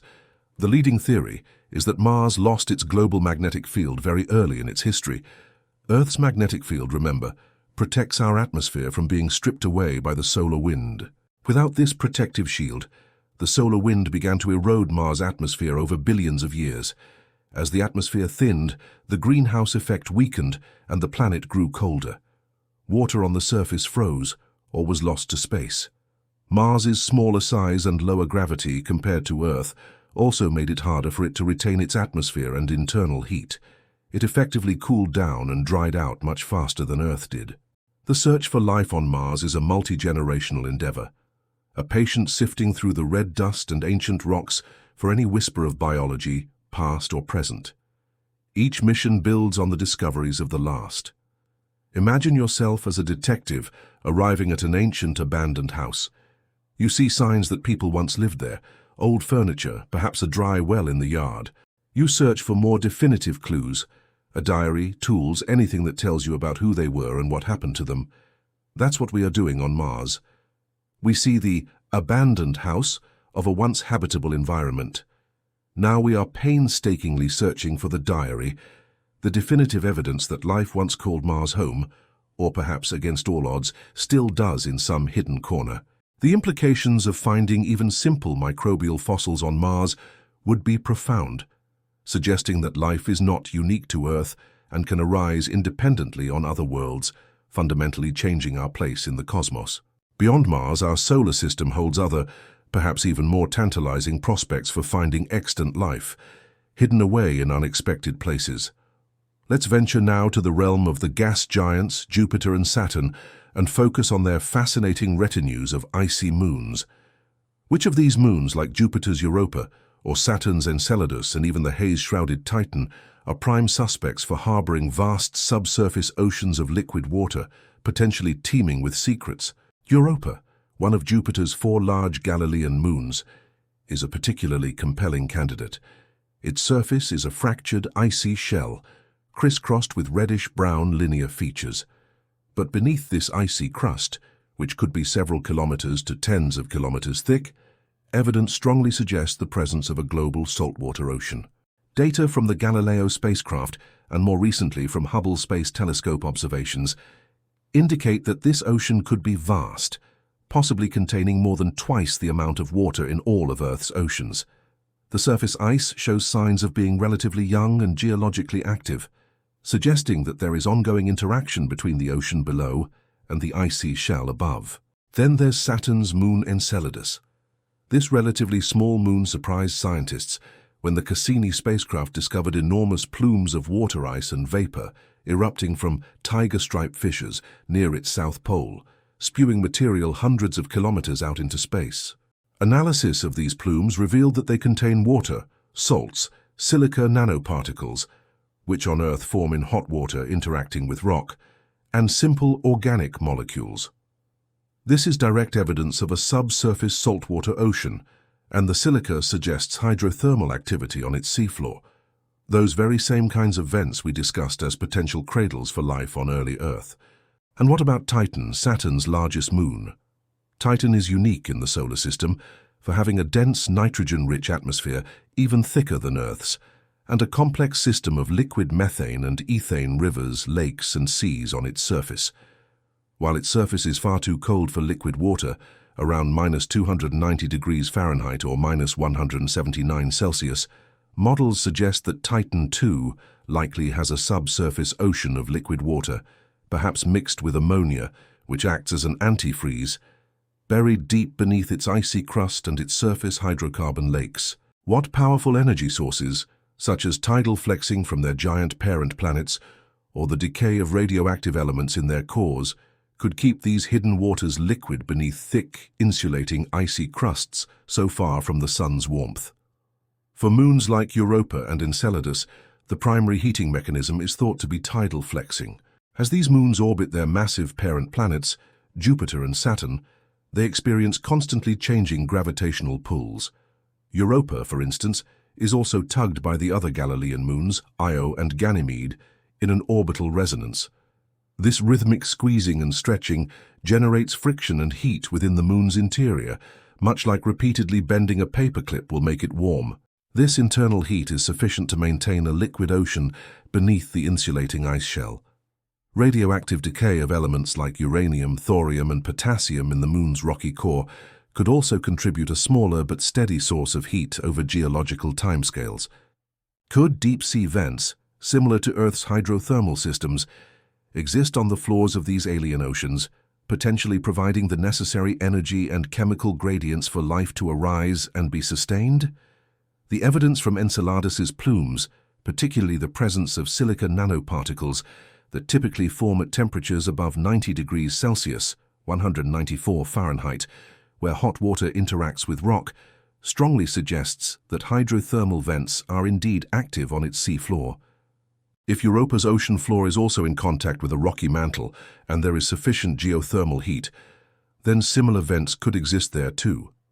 These vents would release chemicals like hydrogen, methane, and sulfides from the Moon's interior into the ocean, providing the raw materials and energy for chemosynthetic life, just as they do on Earth, completely independent of sunlight. How vast are these internal seas estimated to be, and what might their chemical composition be, based on the limited data we have? Europa's ocean, as mentioned, could be up to 100 kilometers, 60 miles deep, and contain more water than all of Earth's oceans combined. The presence of salts, likely magnesium sulfate based on surface spectroscopy, suggests it's a briny ocean. Enceladus's ocean, while likely smaller, is still substantial, and the plume analysis indicates it's salty with an alkaline pH and rich in dissolved gases like carbon dioxide, methane, and ammonia, along with simple organic compounds. Titan's subsurface ocean is less constrained, but could also be very deep and globally extensive. The exact salinity and chemical makeup of these oceans are crucial factors for their potential habitability. If life exists there, what forms might it take in such cold, dark, high-pressure realms, cut off from any sunlight? It would almost certainly be microbial, perhaps analogous to the bacteria and archaea found in Earth's deep-sea vent ecosystems or in subglacial environments. These organisms would need to be adapted to high pressures, low temperatures, though warmer near vents, and an absence of light. Their metabolism would be based on chemosynthesis, deriving energy from the chemical reactions between the vent fluids and the ocean water. We shouldn't expect complex multicellular life like fish or squid, given the likely energy limitations and the isolated nature of these environments. But even finding single-celled organisms would be a revolutionary discovery. How do we plan to pierce their icy shells and explore these enigmatic waters with future probes? This is a major technological challenge. NASA's Europa Clipper mission, set to launch in the mid-2020s, will perform multiple close flybys of Europa, using radar to characterize the ice shell thickness and confirm the ocean's presence and extent, and instruments to analyze any plumes it might fly through. Looking further ahead, there are concepts for lander missions that could drill or melt their way through the ice shell, a cryobot, and deploy a submersible, a hydrobot, to directly explore the ocean. Such a mission is decades away, but represents the ultimate goal for Europa exploration. For Enceladus, future missions might aim to fly through the plumes at lower altitudes with more advanced instruments to better sample the ocean's contents, or even attempt to land near a fissure to collect fresh plume material. What do the plumes erupting from Enceladus, acting like natural free samples of its ocean, tell us? They are an incredible gift from nature. They allow us to sample the ocean's composition without having to drill through kilometers of ice.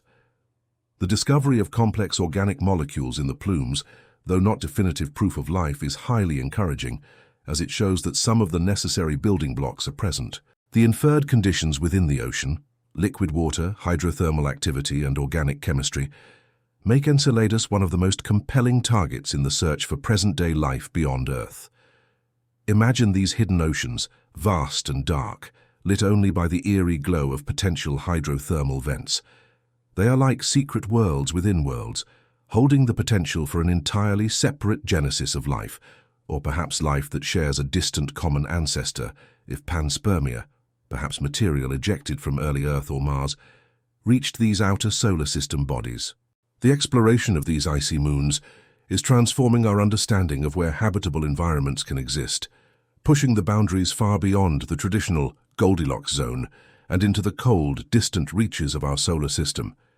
Each new discovery fuels the hope that we might one day dip our robotic toes into an alien sea and find that it is, indeed, alive. As our search for life extends from our solar system neighbors to planets orbiting distant stars, the methods we use to detect life must also change. We can't send rovers or landers to these remote exoplanets, at least not with any foreseeable technology. So how do we look for signs of life across light years of space? This brings us to the concepts of biosignatures and technosignatures, the subtle, or perhaps not so subtle, whispers across the cosmic void that might betray the presence of biology or technology. What are biosignatures, and how can we remotely detect them in the atmospheres of exoplanets, for example, by finding gases like oxygen, methane, or ozone that, in certain combinations or abundances, might indicate biological processes? A biosignature is any measurable property, be it a molecule, a phenomenon, or a pattern, that provides evidence of life. When we look at exoplanet atmospheres, we are primarily searching for chemical biosignatures. On Earth, for instance, the large amount of oxygen in our atmosphere is almost entirely due to photosynthesis by plants and microbes. If we were to find an exoplanet with an oxygen-rich atmosphere, especially in combination with other gases like methane, which oxygen would normally react with and destroy over time, so a simultaneous presence suggests a continuous source for both, it would be a very strong, though not definitive, indicator of life. Ozone, which is formed from oxygen, is another potential biosignature, as it absorbs specific wavelengths of UV light, and its presence implies a source of oxygen. Methane itself, if found in quantities that geological processes alone are unlikely to produce, could also be a sign, as many microbes on Earth produce methanogens. The key is often not just the presence of a single gas, but an atmospheric composition that seems to be in chemical disequilibrium, a state that requires a constant biological input to maintain, like the oxygen and methane on Earth. We use techniques like transit spectroscopy, which we discussed earlier, analyzing starlight filtering through an exoplanet's atmosphere, with powerful instruments like the James Webb Space Telescope to hunt for these molecular fingerprints. What then are technosignatures, and what kinds of artificial signals or artifacts might indicate the presence of an advanced extraterrestrial civilization capable of modifying its environment or communicating across interstellar distances? A technosignature is evidence of technology rather than just biology. This is the realm often associated with SETI, the search for extraterrestrial intelligence. The classic example is looking for narrow-band radio signals, which are not known to be produced by natural astrophysical phenomena. Such a signal, perhaps with a deliberate pattern or modulation, could be an intentional beacon or accidental leakage from an alien civilization's own communications or technological activities. Other potential technosignatures include looking for powerful laser pulses that might be used for communication or propulsion, evidence of large-scale astroengineering projects like Dyson spheres, hypothetical megastructures built around a star to capture its energy, or unusual industrial pollutants in an exoplanet's atmosphere that couldn't be explained by natural sources. Some have even suggested looking for artificial illumination on the night side of an exoplanet, or unusual heat signatures from concentrated energy use. The search for technosignatures is inherently more speculative because we have to make assumptions about what alien technology might look like or how it might be detectable. How does the search for extraterrestrial intelligence, SETI, in its various forms, attempt to find such signals, primarily focusing on radio waves or optical light? Traditional SETI projects have used large radio telescopes, like the former Arecibo Observatory or the Green Bank Telescope, to listen for artificial radio signals from nearby stars or even from more distant galaxies. They scan a wide range of radio frequencies, looking for signals that stand out from the natural cosmic radio noise, signals that are very narrow in their frequency range or that have patterns or pulses. More recently, optical SETI projects have started to search for very short, bright pulses of laser light, as lasers could be an efficient way to send signals across interstellar distances. These searches often piggyback on other astronomical observations or use dedicated arrays of telescopes. The challenge is immense, The galaxy is vast. There are countless stars to check, and we don't know what frequency or type of signal to listen for, or even if advanced civilizations would choose to broadcast at all. If we detected a potential biosignature or technosignature, what rigorous steps would be needed to verify it and rule out any non-biological or non-technological explanations? This is absolutely critical. A single detection would almost certainly not be enough. First, the observation would need to be confirmed by independent telescopes or instruments to rule out instrumental error or local interference, especially for radio SETI. For biosignatures, scientists would meticulously model all known geological and atmospheric chemical processes that could potentially mimic the observed signature on that specific type of planet under those specific stellar conditions. For example, oxygen can be produced by non-biological processes in certain extreme atmospheric scenarios, such as on a planet losing vast amounts of water where water molecules are split by UV radiation. Only if all plausible non-biological explanations can be ruled out, with high confidence would a biosignature claim become compelling. For technosignatures, similar rigor applies. Could a strange radio signal be a new unknown type of natural astrophysical phenomenon or interference from Earth-orbiting satellites? The maxim, "extraordinary claims require extraordinary evidence," is paramount. The process would likely involve years of follow-up observations, modeling, and intense scientific debate. What are the challenges in distinguishing a true sign of life or technology from purely natural astronomical or geological phenomena? One major challenge is our limited understanding of the full range of conditions and processes that can occur on exoplanets. We only have one example of a planet with life, Earth, and one example of a technological civilization, our own, just barely. Our understanding of planetary atmospheres and geology is constantly evolving. There's always the risk of false positives, mistaking a natural phenomenon for a sign of life or technology because we haven't yet discovered the non-biological process that could create it. For instance, certain combinations of gases might seem anomalous based on our current models, but future research might reveal a perfectly natural pathway for their production under specific planetary conditions. For technosignatures, we also face the anthropomorphism problem, assuming alien technologies will resemble ours or be detectable by means we currently employ. What is the Great Filter theory, and how does it relate to the search for technosignatures and the Fermi paradox, which we'll discuss more later? The Great Filter theory, in the context of the Fermi paradox, the apparent contradiction between the high probability of extraterrestrial civilizations and the lack of evidence for them, posits that there is some barrier or filter that makes the emergence of detectable, spacefaring civilizations exceedingly rare.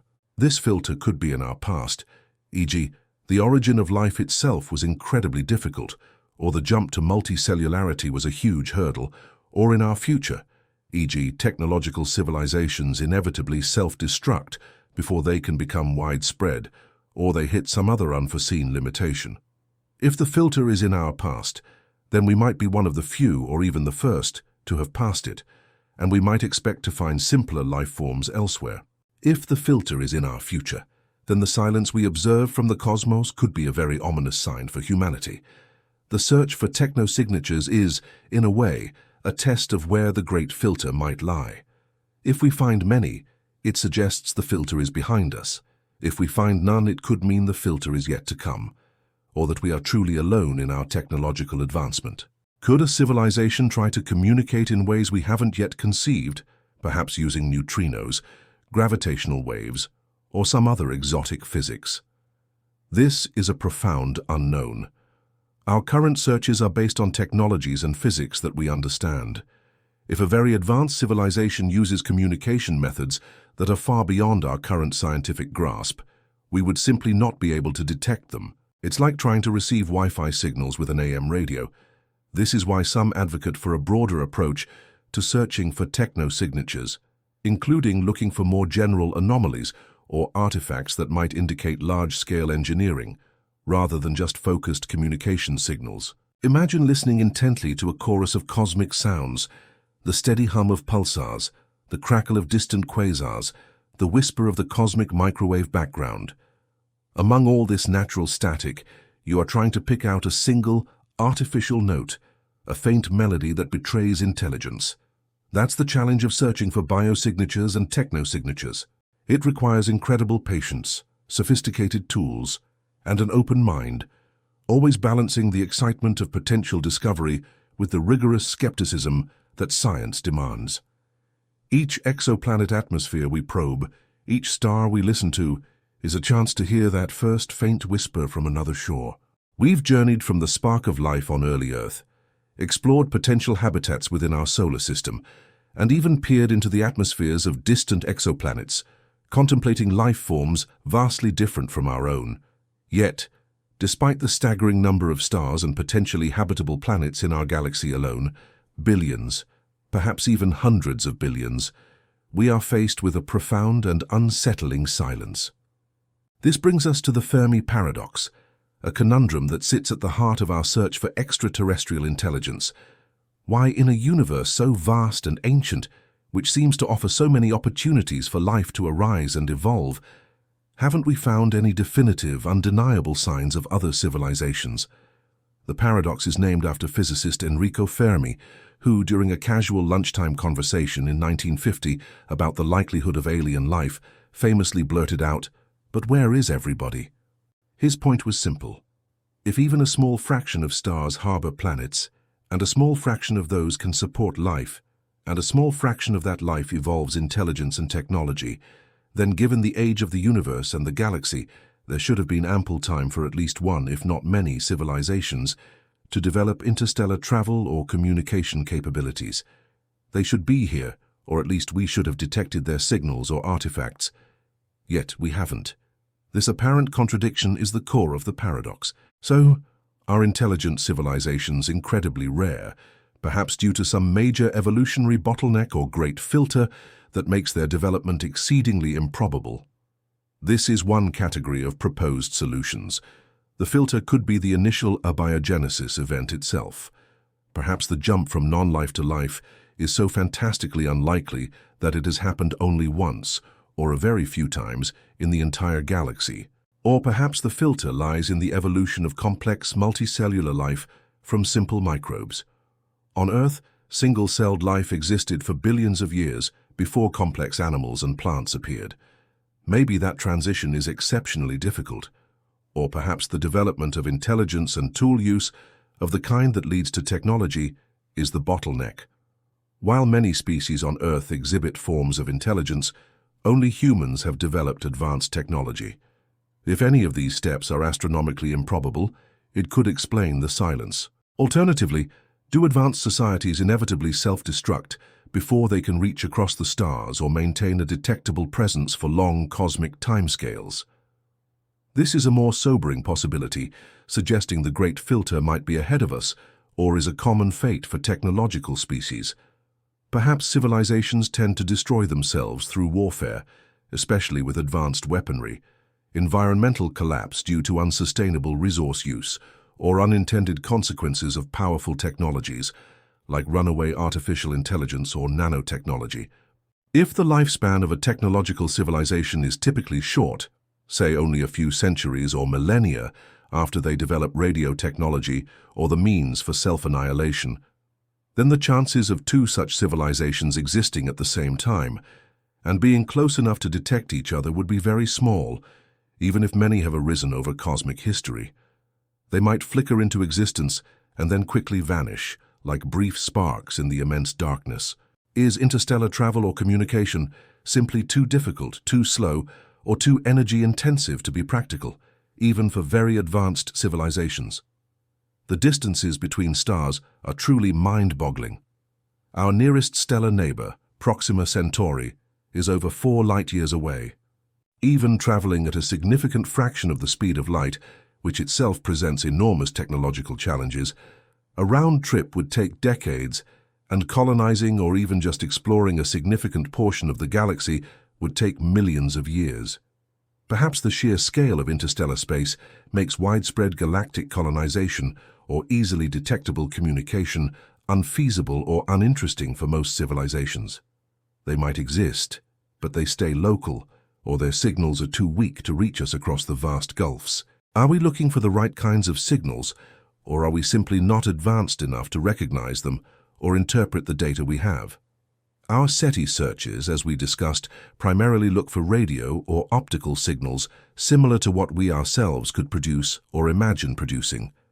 What if advanced civilizations communicate using methods we don't yet understand, like modulated neutrino beams, gravitational waves, or forms of communication that don't involve electromagnetic radiation at all? Or perhaps their signals are encoded in ways that appear to us as random noise. It could be that the galaxy is teeming with messages, but we don't have the right decoder ring or the right ears to hear them. We might be like an isolated tribe in a jungle, unaware of the constant stream of radio and television broadcasts passing right through them. Could it be that advanced civilizations choose to remain hidden, or are simply uninterested in contact with less developed species like ours? This is sometimes called the zoo hypothesis, or the prime directive idea, borrowing from Star Trek. Perhaps there are galactic ethical guidelines about not interfering with emerging civilizations until they reach a certain level of maturity. Or maybe they are aware of us but see no compelling reason to make contact. We might be too primitive, too chaotic, or simply irrelevant to their concerns. They might be observing us silently, or they might just have other, more interesting things to do in a vast universe. What if we are among the very first technological species to arise in our galaxy, or at least in our local cosmic neighborhood? The universe, while old, has been suitable for life as we know it for only a portion of its existence. Perhaps the conditions for forming stable planetary systems and for life to evolve to intelligence have only relatively recently become common. If this is the case, then we might be early pioneers, and the silence is simply because there aren't many others out there yet to make noise. This is a more optimistic view, suggesting the future might be full of civilizations, with humanity being one of the vanguards. Confronting the Fermi paradox involves grappling with some of the deepest questions about our place in the universe, the nature of intelligence, and the future of civilization. There are dozens of proposed solutions, ranging from the mundane, we just haven't looked hard enough or in the right way, to the deeply philosophical, the nature of consciousness inherently leads to certain outcomes, to the truly exotic, we are living in a simulation, and the simulation isn't populated with other intelligences. Scientists still debate which solutions are more or less plausible. There is no consensus, only a vast field of fascinating speculation. Think of it like this. You walk into a supposedly bustling ancient city, but all the streets are empty and all the houses are dark. You'd wonder, where is everyone? Did a plague sweep through? Did they all migrate? Are they all hiding? Are they all asleep? Or was the city never actually as bustling as you were led to believe? Each possible explanation for the empty city has analogues in the Fermi paradox solutions. The Great Silence is perhaps the most profound observational data point we have in the search for extraterrestrial intelligence, precisely because of its deafening nature. It tells us that something about our assumptions or our understanding is likely incomplete or incorrect, and discovering what that something is remains one of the greatest intellectual adventures of our time. Let's imagine just for a moment that the Great Silence is broken. A signal is confirmed, contact is made. The implications would be world-altering, ushering in an era of unprecedented discovery and perhaps profound trepidation. But beyond the initial shock and excitement, what would be the greatest practical and intellectual challenges in trying to establish meaningful communication and truly understand an extraterrestrial intelligence? This moves us from the if of contact to the how of comprehension. Would mathematics truly be a universal language, as often suggested? Or is that an Earth-centric, even human-centric assumption that might not hold true for a mind that evolved on a completely different world, with different sensory inputs and evolutionary pressures? The argument for mathematics as a universal language is that fundamental mathematical truths, like 2 + 2 = 4, or the properties of prime numbers or geometric ratios like pi, are thought to be inherent to the structure of reality itself, independent of biology or culture. If an alien civilization has developed technology, they must have some grasp of physics and engineering, which are deeply rooted in mathematics. So starting with simple mathematical sequences or concepts seems like a logical first step. However, the way mathematics is conceptualized, symbolized, and applied could be vastly different. Their number sense, or their way of perceiving patterns, might have a different foundation. While basic arithmetic might be common, the path to more abstract concepts could diverge wildly. How could we possibly convey abstract concepts that are deeply intertwined with human experience, such as emotions, love, fear, joy, ethical principles, good, evil, justice, or complex cultural values, art, music, philosophy, across such a vast interstellar and interspecies divide? These are not easily reducible to simple mathematical formulas. Our emotions are shaped by our neurobiology, our evolutionary history as social primates, and our specific terrestrial environment. Our ethics are a product of our societal development and philosophical traditions. Would an alien species, with a completely different biology, evolutionary path, and societal structure, even have analogous concepts? They might have their own rich inner lives and complex social rules, but they could be so fundamentally different from ours that direct translation is impossible. Trying to explain beauty in a sunset to a being that lives in perpetual darkness, or the concept of sacrifice to a solitary species that doesn't have kin selection, illustrates the immense challenge.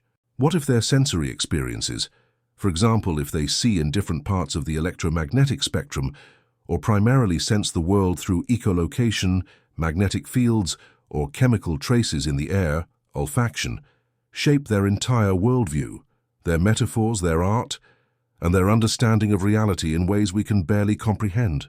Our language and thought are deeply metaphorical, often drawing on our primary senses.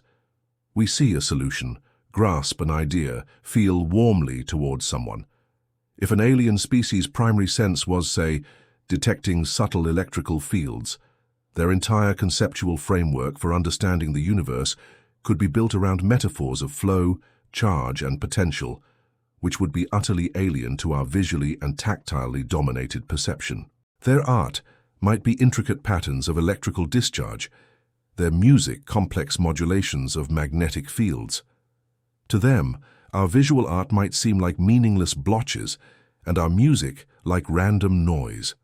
What are the potential existential risks and unparalleled rewards that could come from such an encounter? The rewards are almost unimaginable.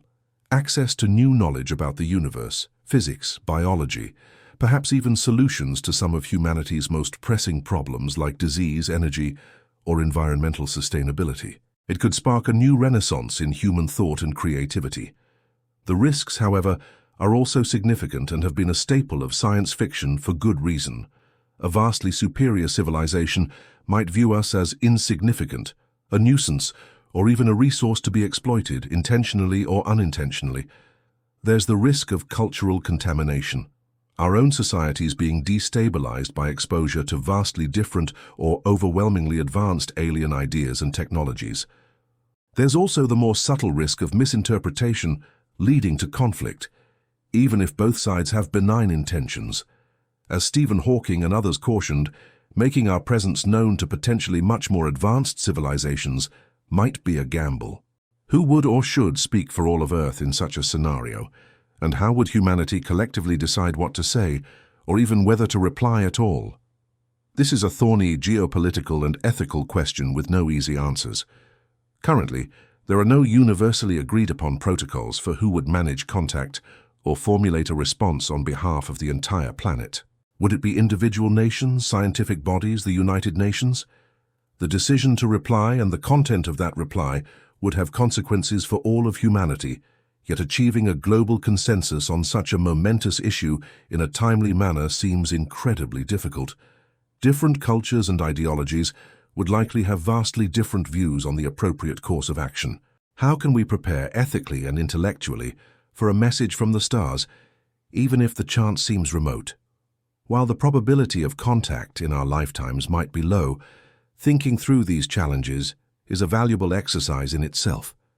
It encourages us to reflect on what it means to be human, what aspects of our knowledge and culture are most fundamental, and how we might represent ourselves to another. Developing frameworks for international cooperation and decision-making in the event of contact, even if purely theoretical for now, could be a prudent step. Intellectually, fostering interdisciplinary research involving linguists, anthropologists, philosophers, cognitive scientists and biologists, alongside astronomers and physicists, could help us develop more nuanced approaches to the problem of interstellar communication and understanding. This is the domain of xenolinguistics or astrolinguistics, a field still largely in its infancy. One of the most profound challenges might be the sheer patience required. If we send a message to a star system 10 light-years away, we'd have to wait 20 years for a reply, assuming they respond instantly. For more distant stars, the communication lag could be centuries or millennia. Meaningful interactive conversation as we know it would be impossible.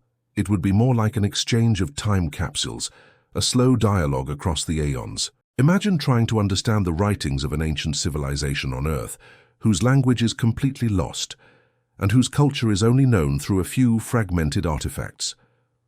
Now multiply that difficulty by an astronomical factor, for a species that did not evolve on Earth, shares no common biology, and whose artifacts are faint signals from across interstellar space. This is the scale of the problem of bridging alien minds.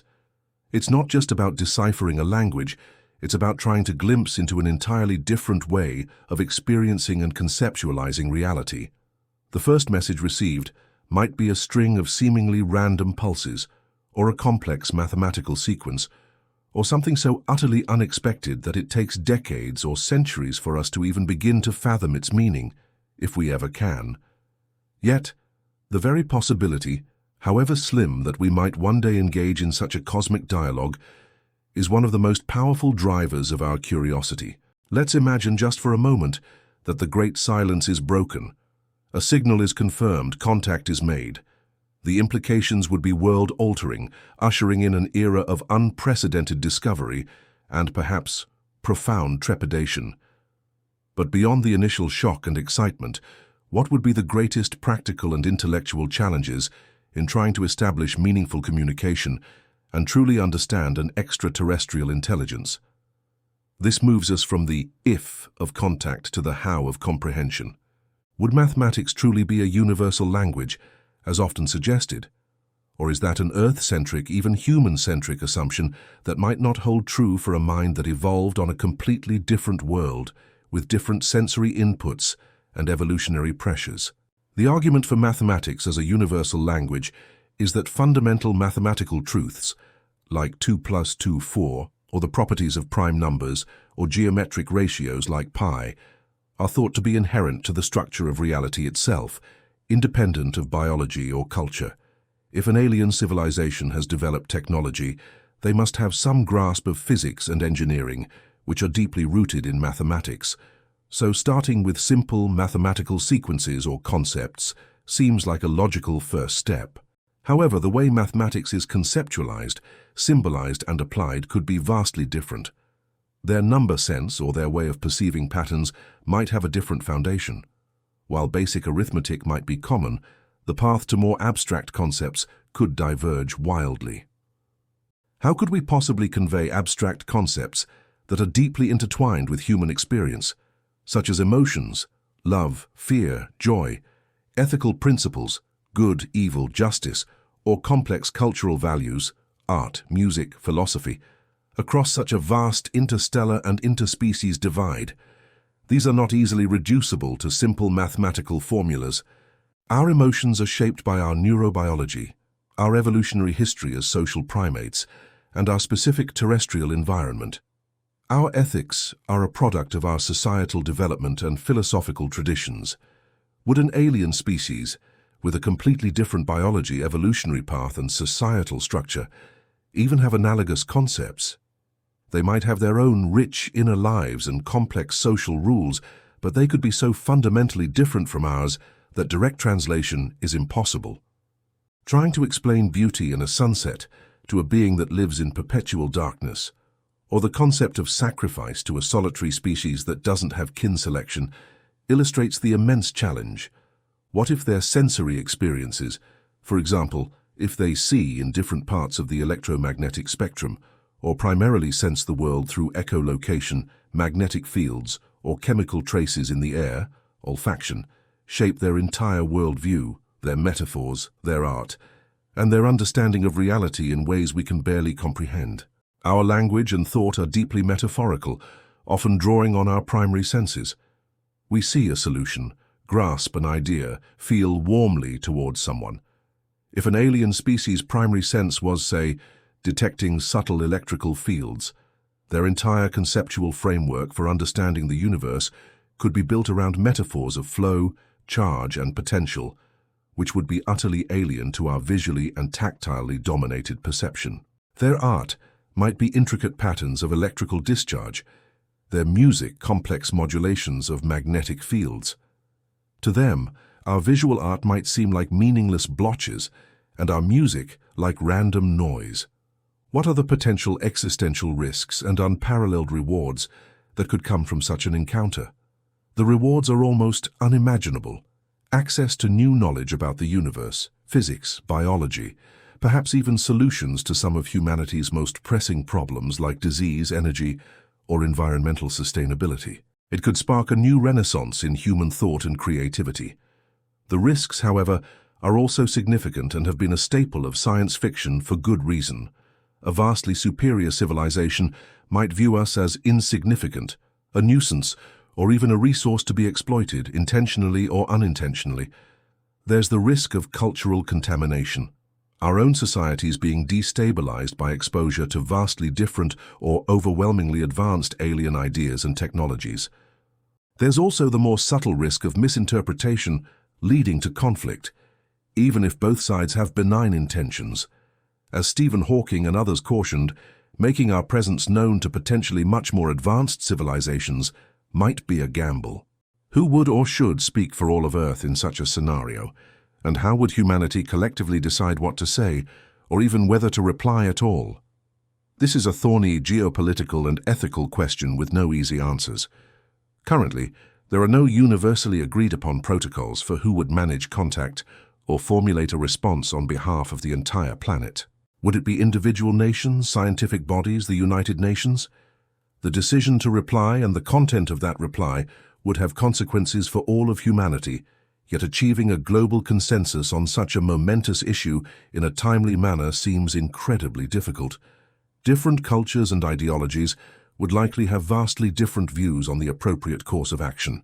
How can we prepare ethically and intellectually for a message from the stars, even if the chance seems remote? While the probability of contact in our lifetimes might be low, thinking through these challenges is a valuable exercise in itself. It encourages us to reflect on what it means to be human, what aspects of our knowledge and culture are most fundamental, and how we might represent ourselves to another. Developing frameworks for international cooperation and decision-making in the event of contact, even if purely theoretical for now, could be a prudent step. Intellectually, fostering interdisciplinary research involving linguists, anthropologists, philosophers, cognitive scientists and biologists, alongside astronomers and physicists, could help us develop more nuanced approaches to the problem of interstellar communication and understanding. This is the domain of xenolinguistics or astrolinguistics, a field still largely in its infancy. One of the most profound challenges might be the sheer patience required. If we send a message to a star system 10 light-years away, we'd have to wait 20 years for a reply, assuming they respond instantly. For more distant stars, the communication lag could be centuries or millennia. Meaningful interactive conversation as we know it would be impossible. It would be more like an exchange of time capsules, a slow dialogue across the aeons. Imagine trying to understand the writings of an ancient civilization on Earth, whose language is completely lost, and whose culture is only known through a few fragmented artifacts. Now multiply that difficulty by an astronomical factor, for a species that did not evolve on Earth, shares no common biology, and whose artifacts are faint signals from across interstellar space. This is the scale of the problem of bridging alien minds. It's not just about deciphering a language, it's about trying to glimpse into an entirely different way of experiencing and conceptualizing reality. The first message received might be a string of seemingly random pulses, or a complex mathematical sequence, or something so utterly unexpected that it takes decades or centuries for us to even begin to fathom its meaning, if we ever can. Yet the very possibility, however slim, that we might one day engage in such a cosmic dialogue is one of the most powerful drivers of our curiosity.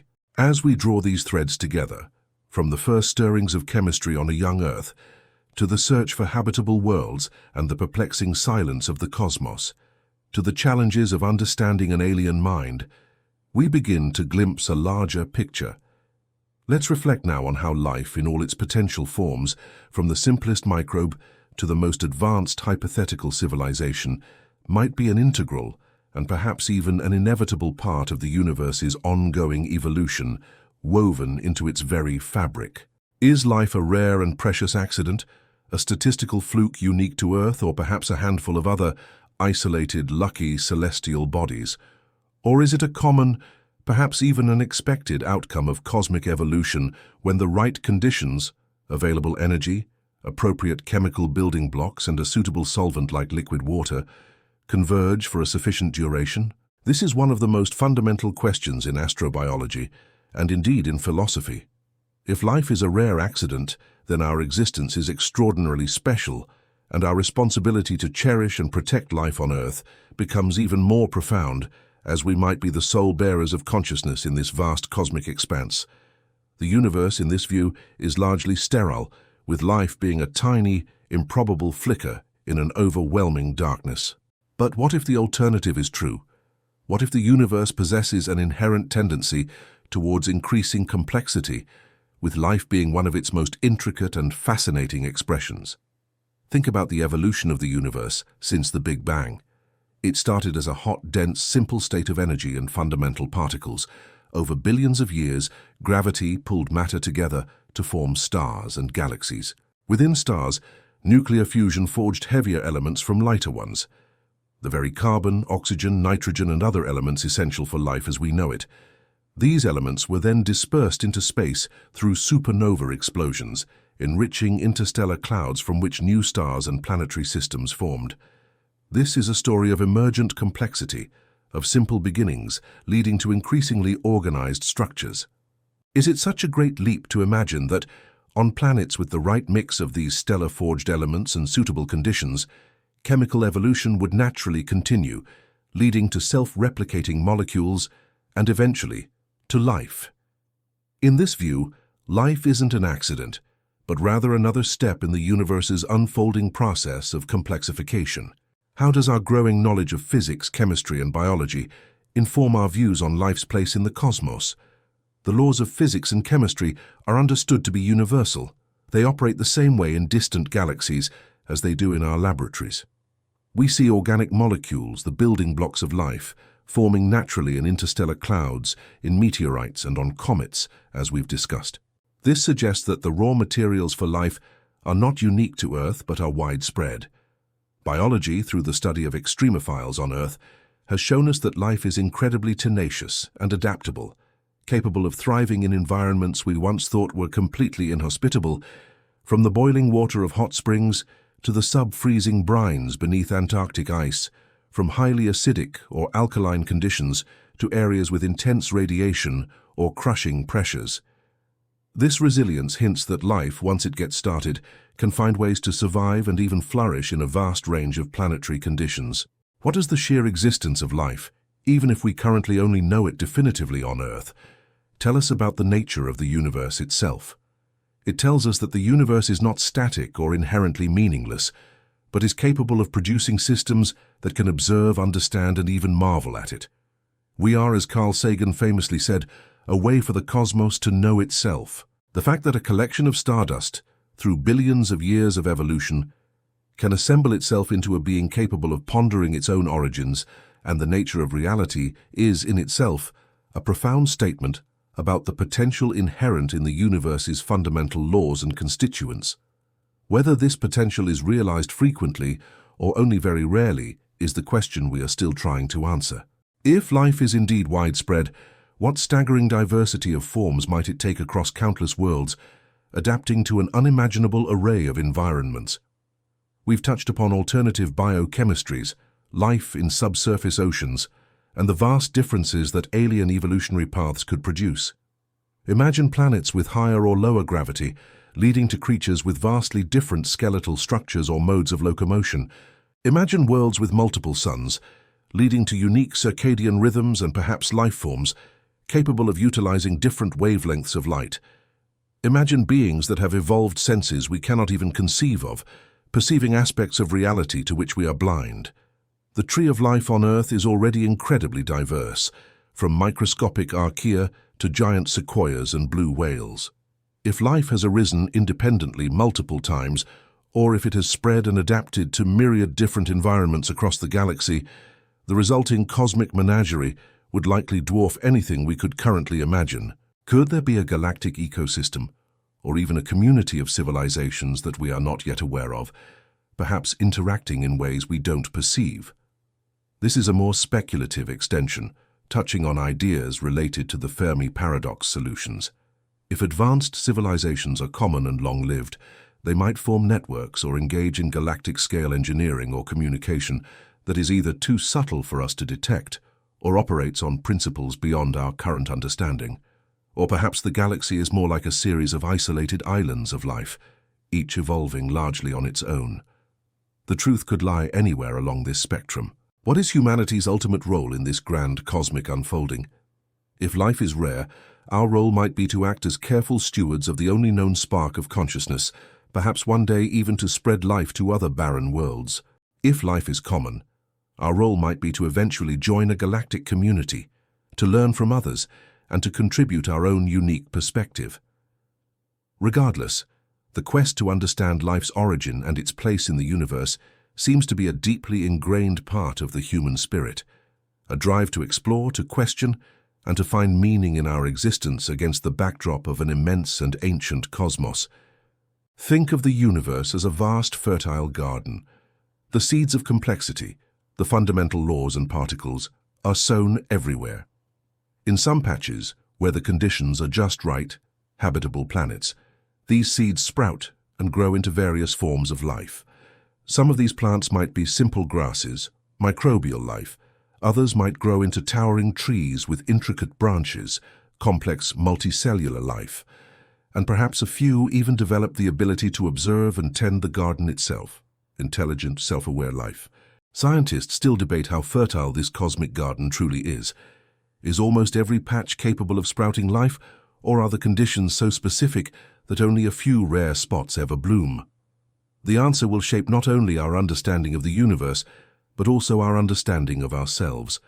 Our search for life's origin and alien worlds is, in essence, an attempt to map this cosmic garden and discover just how abundant and diverse its blossoms truly are.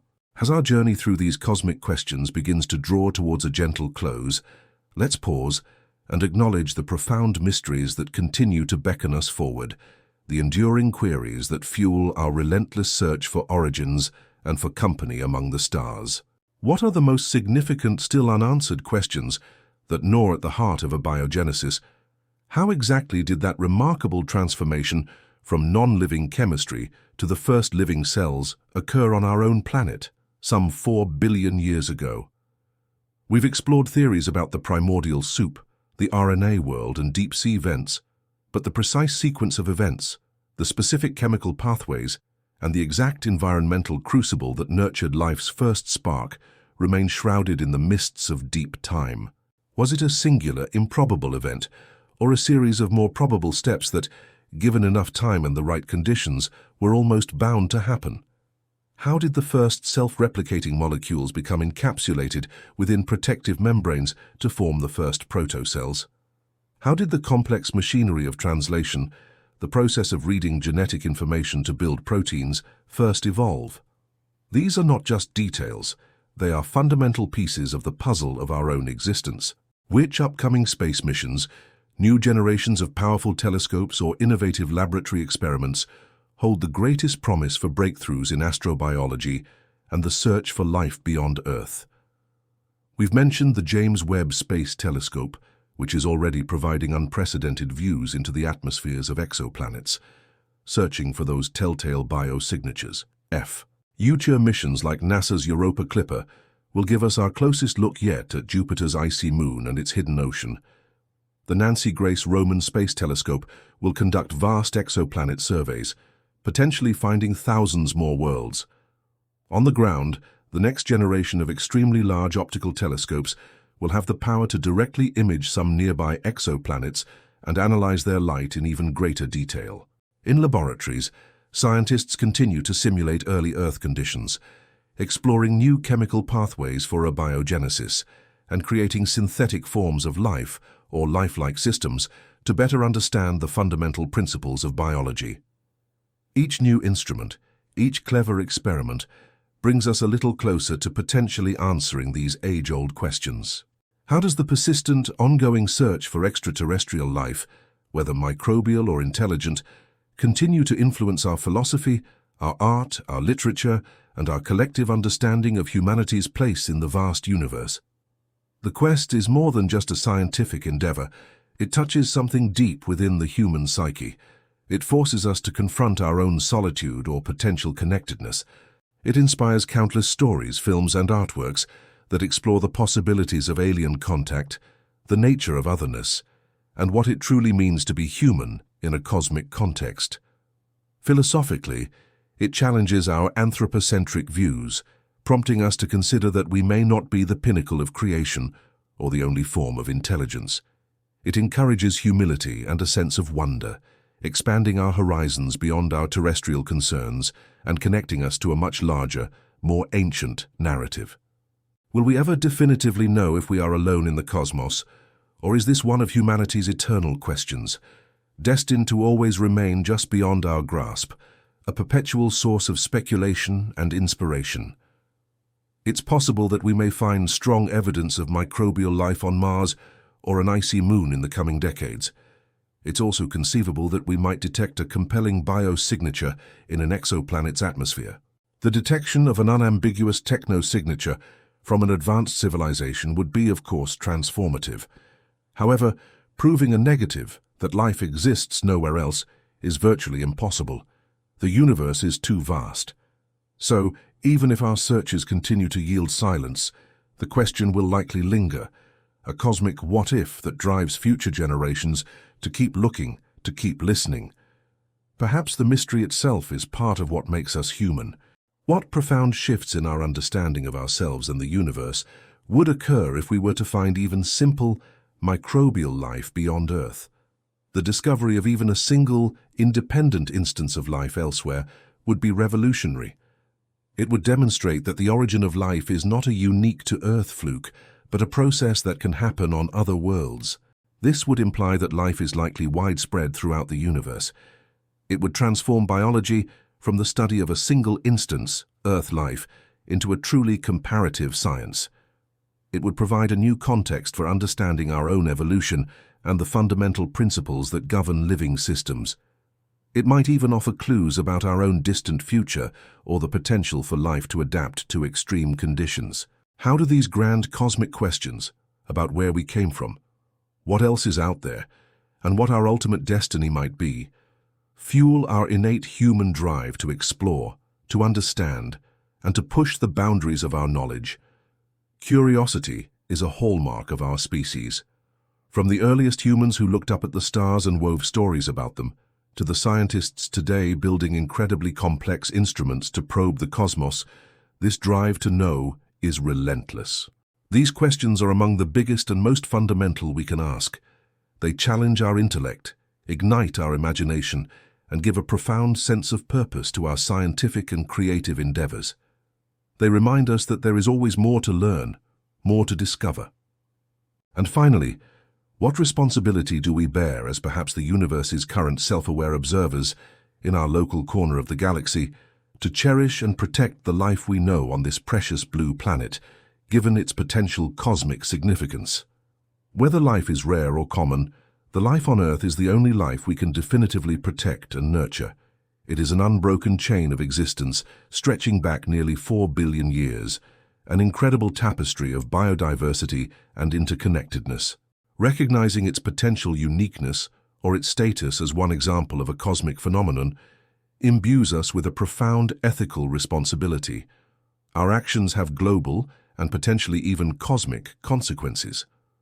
The search for life elsewhere should, perhaps, begin with a deeper appreciation and more diligent stewardship of the life that is already here, under our care.